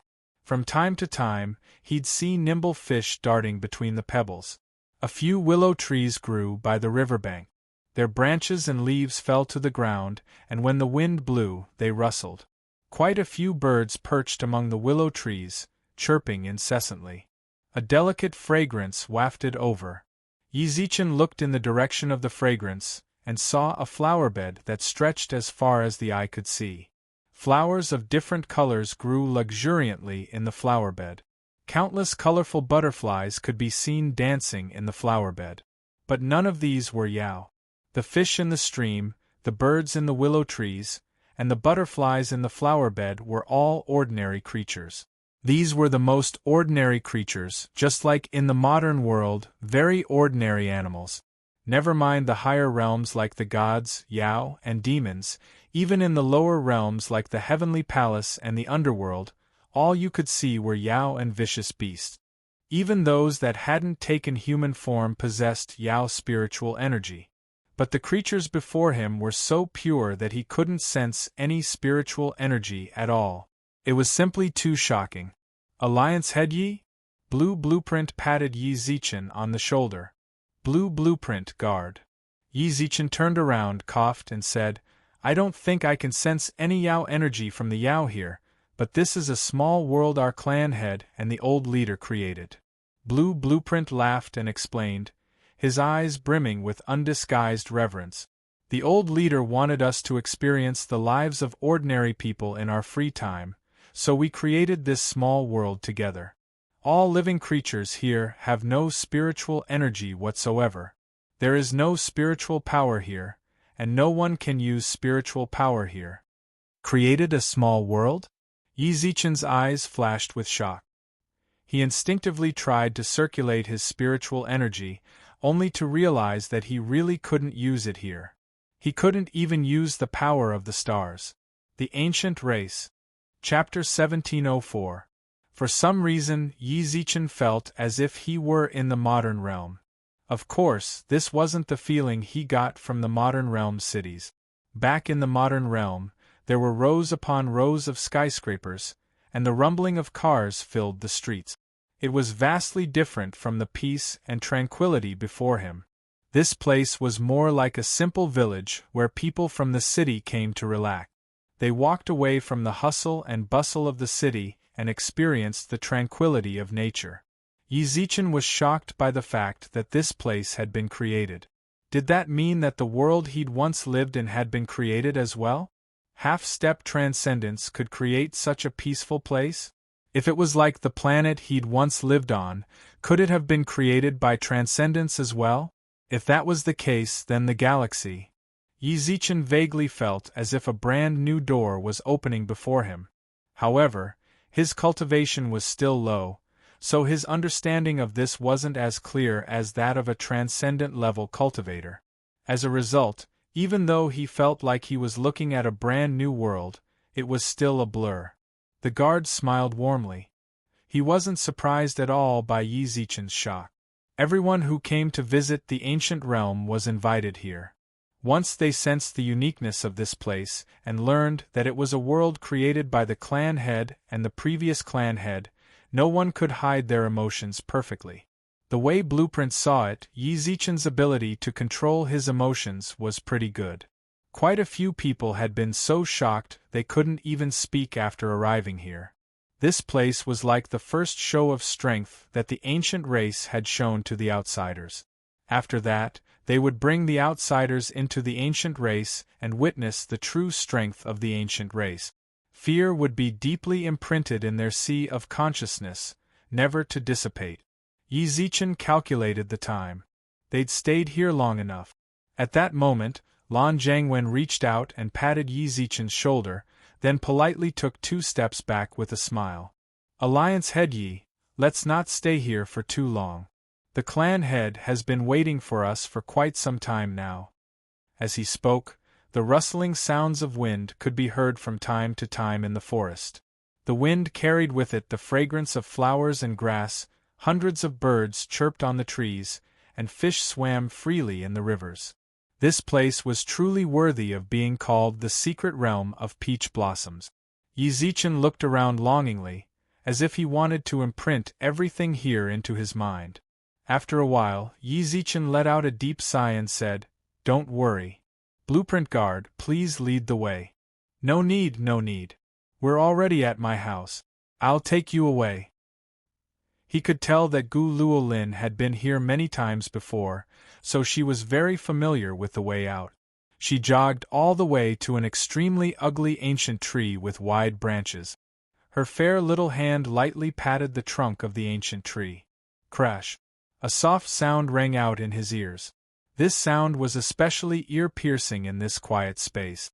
Then, Yi Zichen looked behind the ancient tree. Cracks appeared in the surrounding space like a shattered mirror. The cracks continued to spread until the mirror completely shattered with a "pa" sound. From the crack in the mirror, one could see the mirage-like city that was shrouded in clouds and mist. "Let's go." Gu Luolin jumped out of the crack with a giggle. Blueprint Guard didn't seem surprised by Gu Luolin's naughtiness. He didn't rush to follow her. This was the Gu clan's territory, and Gu Luolin was the only young lady of the direct line of descent. He didn't believe that anyone would dare to commit murder in the Gu clan's territory, nor was he worried that something would happen to Gu Luolin in the Gu clan's territory. This was the confidence that both the clansmen and servants of the Gu clan possessed. Just the 2 words, Gu clan, were enough to strike terror into the hearts of all demons. "Alliance head Yi, let's go out as well." Blueprint gestured for Yi Zichen to leave. Yi Zichen nodded, then stepped out of the broken mirror. When he stepped out of the mirror, he discovered that the Peach Garden's secret realm they were in really was a subdimension.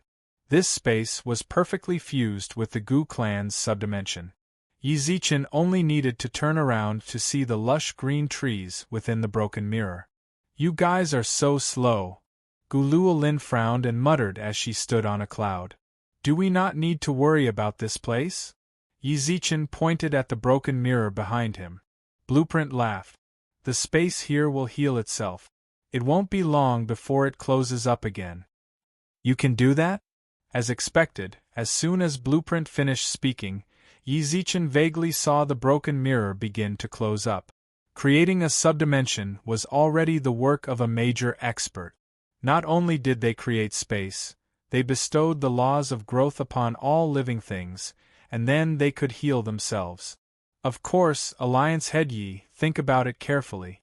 Didn't the space of the upper three realms heal itself after shattering? The dimension our patriarch created is incomparable in size to the three realms of God, Yao, and Demon, but it is no different from the three realms of God, Yao, and Demon in every other way. His eyes gleamed with undisguised pride. This was the power of the Gu clan head, creating space, bestowing laws upon it, and healing itself. In the outside world, this was nothing short of a miracle. However, such a difficult task had been accomplished by their clan leader. Your clan head's abilities are truly unfathomable. Yi Zichen sighed in admiration from the bottom of his heart. The methods he'd just witnessed were absolutely miraculous. Never mind the emperors he was on good terms with, even Zhou Wu, Kuei Lin, and the other emperors couldn't do this. Transcendence truly lived up to its name. Even if it was only a half-step, it was enough to look down on all living things. Alliance head Yi, let's hurry into the city. If we're late, I'll inevitably be scolded by the clan head. Blueprint smiled amiably. His tone wasn't forceful, but rather pleading. Blueprint truly knew how to conduct himself. Regardless of whether his cultivation was higher than Yi Zichen's or the fact that he'd entered the ancient race and shown Yi Zichen their strength, his attitude hadn't changed in the slightest. Yi Zichen nodded and agreed to Blueprint's request, then continued onward. Only now did Yi Zichen understand. No wonder it was so blurry earlier. The capital seemed so close to the land of peach blossoms, but it was actually dozens of kilometers away. After the time it took to brew a cup of tea, they reached the city gates. Above the city gate hung a huge signboard with the words, Ancient Race, engraved in gold in bold and flamboyant calligraphy. Chapter 1705. Hey Lily, hurry up and take a look. A screen of water formed in front of Gu Xuanda. He couldn't help but wave at Qingli. The screen showed the scene outside the ancient race's capital. Yi Zichen appeared clearly on the screen, and even the expression on his face could be seen clearly. Qingli walked over and sat down, then looked at the screen. You're here. I just arrived, Gu Xuanda chuckled. Gu Xuanda chuckled. Seeing his smile, Qingli felt that something was amiss. Did you do something? You really know me. Gu Xuanda's eyes flashed with excitement. He looked around suspiciously, then whispered into Qingli's ear. Qingli couldn't help but be stunned speechless. Isn't that a bit too much? How is it too much? I haven't even used my full strength yet. If he can't even enter the city, what right does he have to see us? Gu Xuanda said seriously, then smiled mischievously. Don't think so much. Hurry up and see how he's going to get in. Pressure. At some point, Yi Zichen's clothes were already drenched in sweat. He focused his gaze and walked forward with some difficulty. However, it was as if his legs were filled with lead, making it difficult for him to even take a step. When he looked at Gu Luolin and Blueprint, he saw that they'd already reached the city gate. They didn't seem affected by the word in the slightest. It seemed like the word only worked on outsiders. The heavy pressure washed over Yi Zichen like a tidal wave, causing him to tremble involuntarily. Strangely enough, the moment he lowered his head, the pressure would disappear, but when he raised his head, the pressure would crash into him like a tidal wave. What a great show of power! Do I have to lower my head if I want to enter the Gu race's city? Yi Zichen's eyes flashed with disdain. He didn't care how people entered the city, but no matter what, he wasn't going to lower his head to the Gu race. No matter what, he was the head of an alliance, and the Emperor Star of the Nirvana Stars. Yi Zichen lifted his leg and strode forward. The closer he got to the city, the stronger the pressure and the greater the resistance. Yi Zichen felt like his bones were about to shatter under the pressure. What's wrong with him? Gu Luolin, who was standing at the city gate, looked puzzled. Little did she know that Blueprint was also puzzled. In the past, the outsiders of the Aboriginals had never encountered such a situation when they entered the city. Just as he was feeling suspicious, a voice transmission suddenly appeared in his sea of knowledge. This telepathic message made Lan Xuanyu straighten his back, and his eyes were full of seriousness. However, at that very moment, Gu Luolin already wanted to go over to Yi Zichen's side to pick him up. "Miss, the clan leader asked us to wait here for Alliance leader Yi to come over." "Ah!" Gu Luolin opened her mouth, licked her lips and stopped obediently. She wasn't afraid of anyone in the clan, but she was afraid of her father. It wasn't that her father was mean to her, it was just that her father always had a straight face. Ever since she could remember, she had never seen her father smile, so she had been especially afraid of her father since she was young. Gu Luolin didn't dare to step forward, so she could only watch Yi Zichen, who was struggling to walk forward. Under the pressure, Yi Zichen's eyes were bloodshot. He gritted his teeth, causing them to creak as large beads of sweat dripped down the tip of his nose and onto the ground. An entire hour passed. During that time, Yi Zichen hadn't even walked 50 meters. Interesting. Yi Zichen laughed angrily in his heart. He could feel that his body had already reached the limit of what it could bear. If he forced himself to walk forward, there was a 90% chance that the bones in his calves would shatter. If he lowered his head, he would be able to walk into the city without any resistance. But he was a tough nut to crack. "You want me to lower my head? I won't. This pressure is coming from that stupid signboard, right? Then Laozi will destroy it." Suddenly, Yi Zichen retreated several meters. Instead of advancing, he retreated.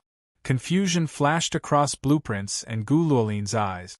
However, before they could think too much about it, a violent gust of wind howled from outside the city gates. The wind swept the earth, stirring up sand and gravel. 2 tornadoes soared into the sky, blowing away the clouds in the sky. The surging sandstorm caused people to subconsciously narrow their eyes into slit. "Hey, that kid's getting impatient." Gu Xuanda clapped his hands and laughed when he saw Yi Zichen's rage through the water screen. He looked like a child who hadn't grown up yet. If Gu Luolin saw her normally unsmiling father act like that, he really didn't know what she'd think. He's got some skill. His use of the wind is comparable to Luolin's. "Clan head, the Lord of the Big Dipper has arrived." An old woman entered the tower's staircase. Gu Xuanda, who'd been laughing uncontrollably, instantly put away his smile. His unsmiling face involuntarily emanated an oppressive aura. "Let her in." The old woman retreated. Before long, Yi Rong walked out of the staircase, dressed in plain clothes. Yi Rong greets clan uncle. "Lil Rong, you're here. Sit." With every movement, Gu Xuanda's aura swirled around him. Although Yi Rong was the Lord of the Big Dipper, Gu Xuanda's aura intimidated her quite a bit. She nodded slightly and took a seat at the stone table. Qingli, who sat next to Gu Xuanda, couldn't help but find it funny. Earlier, he'd been laughing like a child, but now he seemed more like a clan head. However, she also knew that Gu Xuanda only laughed like that when the two of them were together. Normally, he was the lofty clan head of the Gu clan. "I called you here because your son is also with the Gu clan. You haven't seen each other in a long time, right? I wanted to use this opportunity to bring you and your son together." "Zichen's here too," exclaimed Yi Rong. Before coming, Qingli hadn't told her he was coming, nor had he mentioned it to her. She'd come here because the Gu clan had summoned her. After telling Chao Feng, he didn't dare delay in the slightest and told her to go to the Gu clan as soon as possible. To her surprise, she'd come here because of her son. That's right. Look at that curtain of water. Isn't he right at the city gates? Qingli, on the other hand, always showed her truest personality. Although she was Yi Rong's elder, they were more like sisters. Seeing Yi Rong's astonishment, Qingli giggled and pointed at the curtain of water. "Zichen, if I'm not mistaken, he's probably trying to destroy the city's signboard," chuckled Qingli. When Yi Rong heard that, her heart trembled. "How could I do that? I'm going to capture that unfilial son right now." "Clan uncle, please don't take offense. It's fine. Are you going to let him do it?" But if he breaks the signboard, break it. Chapter 1706. A storm howled outside the city. Quite a few ancient clansmen and attendants sensed the commotion outside. Without exception, all of them put down whatever they were doing and hurried over to the city gates. They didn't sense even the slightest hint of seriousness in their eyes. They'd come purely to watch the show. Provoking the ancients?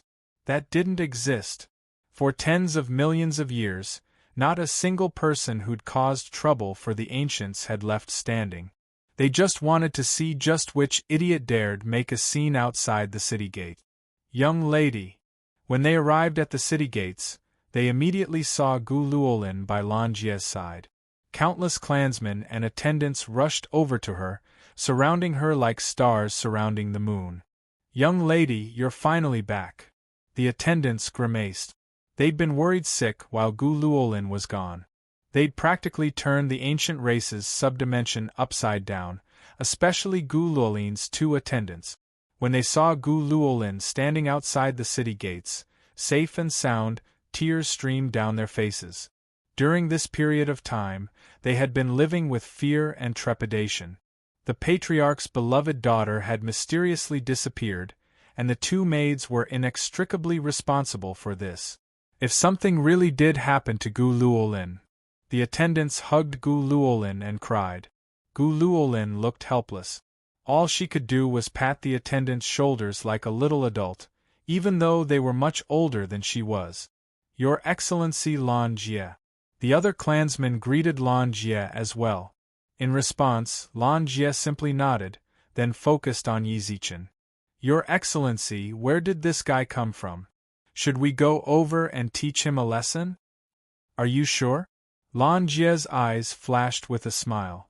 This is an honored guest our clan head specifically requested to see. He's releasing a Dao here at the clan head's behest. Don't interfere. If you don't like him, then go up and fight him. The clan head instructed. The ancient race attendants all became listless. Even in the upper three realms, including the shamans, there weren't many people worthy of being treated as honored guests by the ancients. The young man in front of them was actually one of them. They were merely emissaries of the Gu clan and had nothing to do with the Gu clan. Even if they ate the heart of a bear and the guts of a leopard, they wouldn't dare to offend this lord. Since they weren't here to make a scene, these aboriginals and attendants stood by the city gate and watched quietly. Of course, they couldn't help but be curious in their hearts.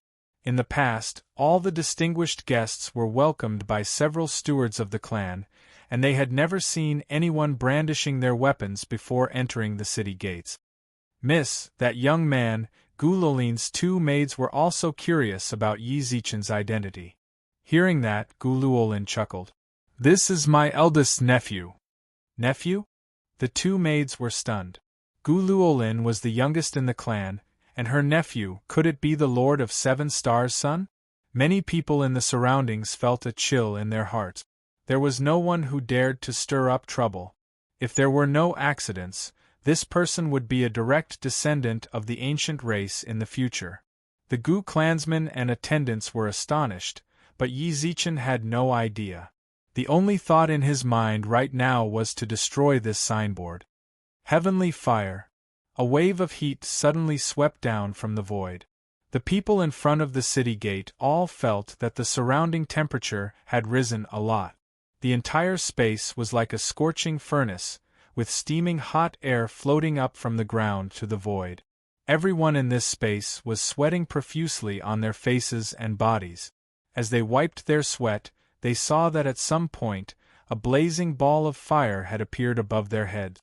Inside the fireball was a scarlet word, and the flames were a deep white. Despite the howling winds, the fireball didn't extinguish. Instead, it burned even brighter. The fire was fueled by the wind. That young man has comprehended the Tao of the five elements. The people in the city instantly realized what was going on. Ever since the five elements' great emperor perished and destroyed the Tao of the five elements, few people had comprehended the Tao of the five elements.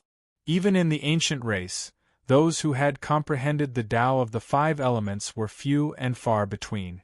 Most people only comprehended one or two of the five elements. For example, Gu Luolin had comprehended the Tao of the wind. But Yi Zichen had directly comprehended the great Tao of the five elements, and had even comprehended it to such a deep level. The ancient race didn't seem to have any. What's he trying to do? The blazing flames burned the people at the city gates in unbearable pain, but the fireball didn't descend.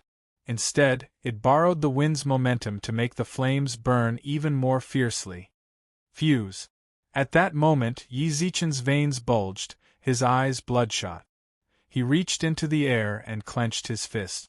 It was as if the wind and fire elements in the world had received his command, gathering towards the tornado and the fireball. That wasn't all. The two completely different elements seemed to be fusing. Gradually, the raging winds seemed to fuse with the fireball. They could clearly see the flow of the wind on the surface of the flames. Did he fuse the two elements together? How is that possible? Each of the five elements is independent. How could they fuse together? Is this youth's comprehension of the Tao of the five elements truly monstrous? Calling it the Tao of the five elements is a bit of an exaggeration, but his comprehension of the wind and fire elements is absolutely incomparable. Perhaps he's already reached the five elements' great emperor's level of comprehension. The five elements' great emperor? You're exaggerating a bit too much. The ancient clansmen outside the city gates discussed the matter fervently. To their surprise, the sky rumbled once more. The deafening roar of thunder filled the air.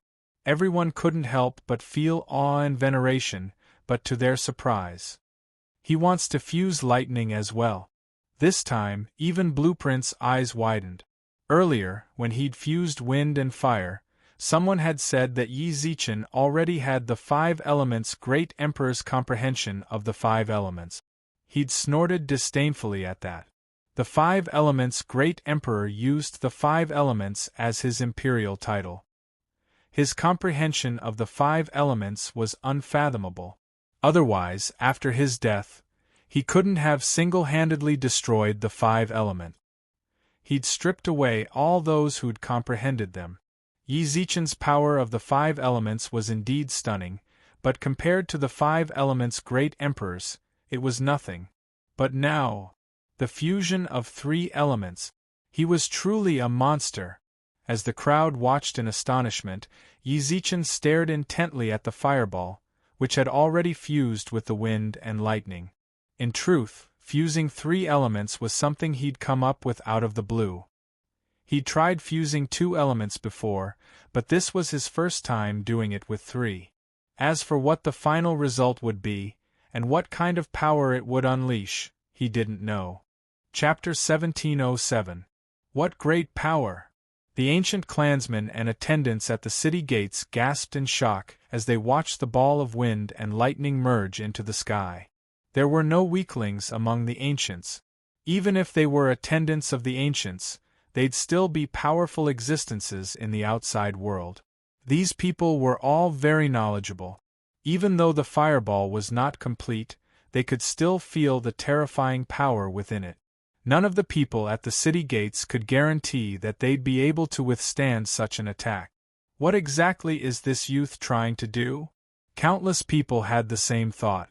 They didn't know why Yi Zichen was condensing three fireballs. Fuse! Yi Zichen gnashed his teeth and clenched his right hand.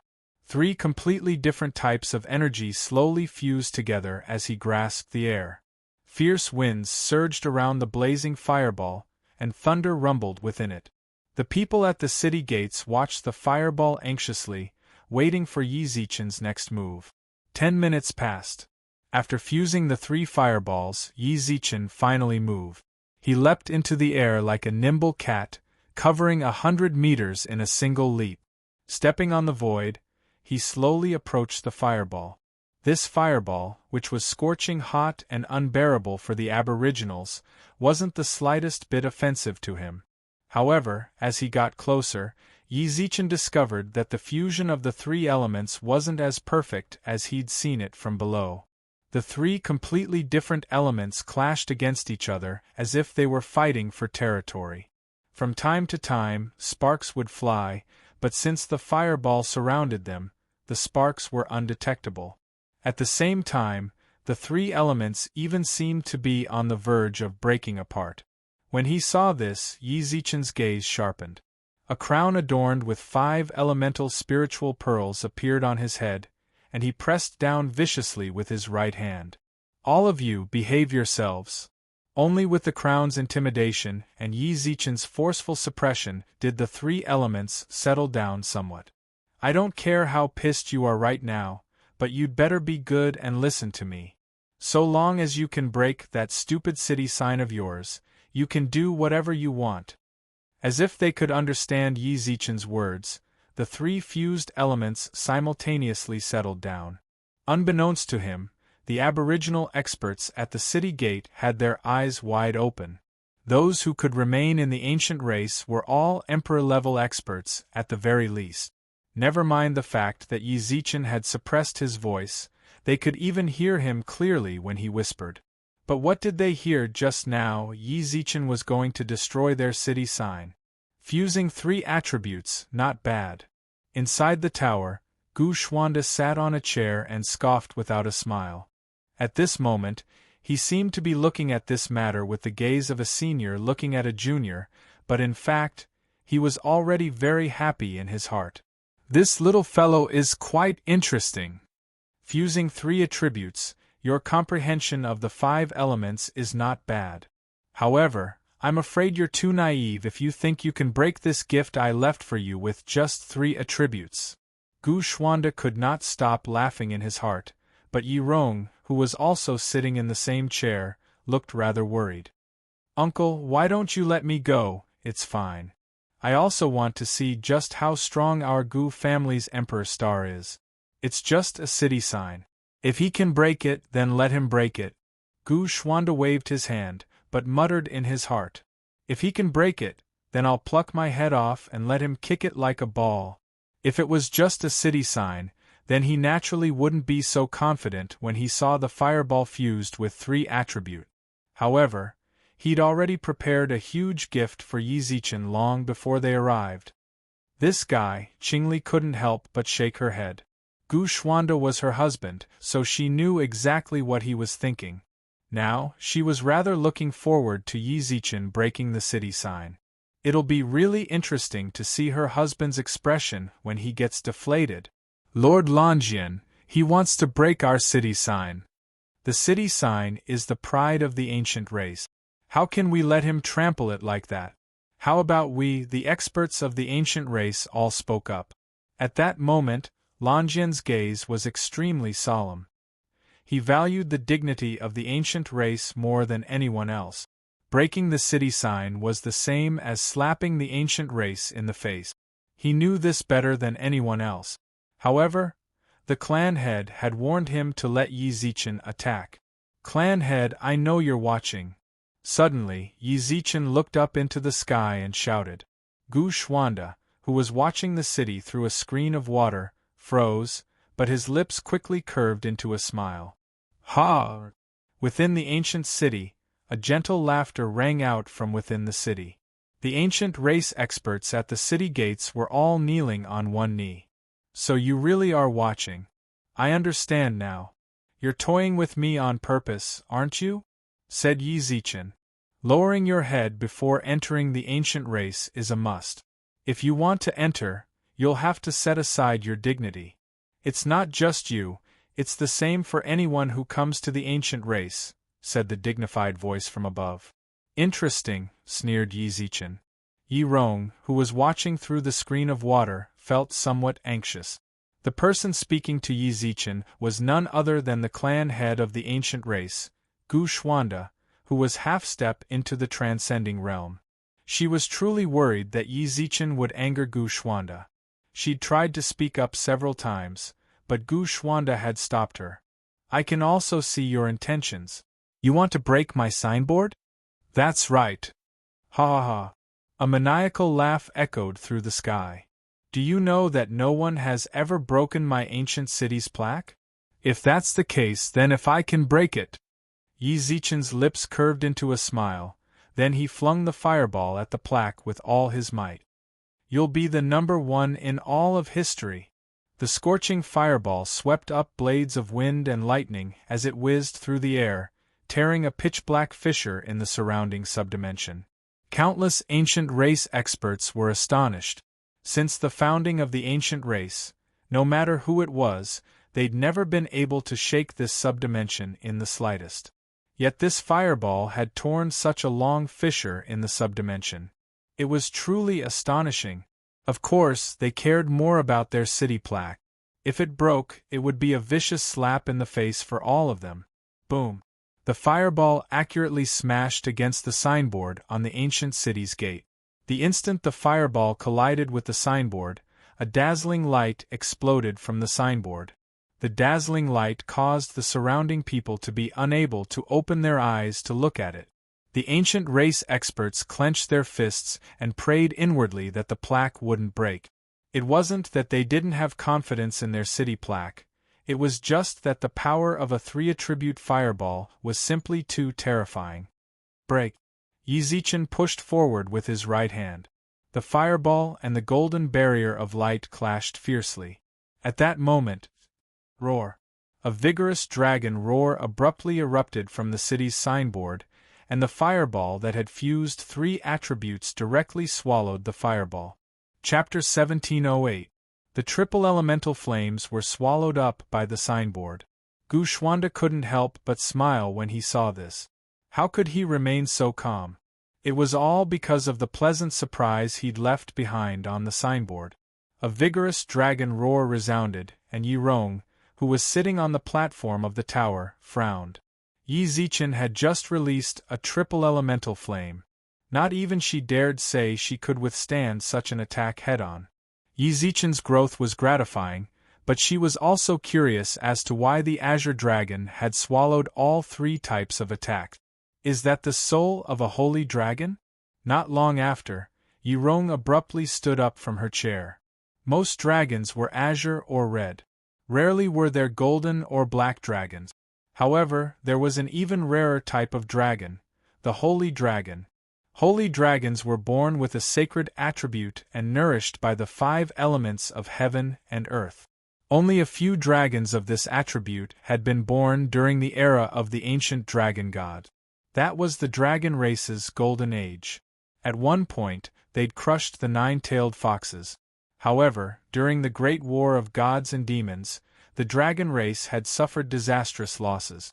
When the dragon race fell, the souls of the holy dragons dispersed as well. Perhaps because the holy dragons were simply too heaven-defying, the dragon race hadn't given birth to another holy-type dragon in the past 10 million years. Few of the 3 races knew anything about the holy dragons. If it weren't for the fact that Yi Rong had inherited the Lord of 7 Stars' legacy, she wouldn't have recognized the holy dragon's soul on the plaque. The holy dragon's attacks weren't the strongest. They couldn't compare to golden or black dragons. However, in a battle between people who used the power of the 5 elements, it was an invincible blade. When he saw Yi Rong's shocked expression, Gu Xuanda smiled and nodded. That's right, the soul of a holy dragon. At this moment, his face was filled with obvious arrogance. He looked at the battlefield on the water screen and glanced at Yi Rong. I obtained this holy dragon's soul by chance during my trip to the ancient battlefield of gods and demons. Unfortunately, it no longer had its own consciousness. It was just a remnant soul. I had no choice but to place it on the signboard. Your son does have some tricks up his sleeve. To be able to fuse 3 elements together, it can be said that he has outstanding talent among the 5 elements. Unfortunately, he ran into the divine dragon soul. I'm afraid it's impossible for him to destroy the city plaque. The dragon roared. A second ago, the aboriginal experts at the city gate were still worried about the city plaque. In the next second, the surging collision annihilated everything. Then, a roaring dragon appeared at the city plaque. The Azure Dragon was less than 100 meters tall, which was considered small among the dragons. Its entire body was ashen white. It seemed both corporeal and incorporeal at the same time. As it coiled around the city's signboard, its eyes shone with an intimidating light as it stared at Yi Zichen, who stood in the air. Dragon soul. The ancient city's experts could tell that the azure dragon was a dragon soul. From the astonishment in their eyes, they knew that these ancient clan experts didn't know that there was a dragon soul hidden in the city plaque. How imposing! Up in the sky, the corners of Yi Zichen's lips curled up into a smile.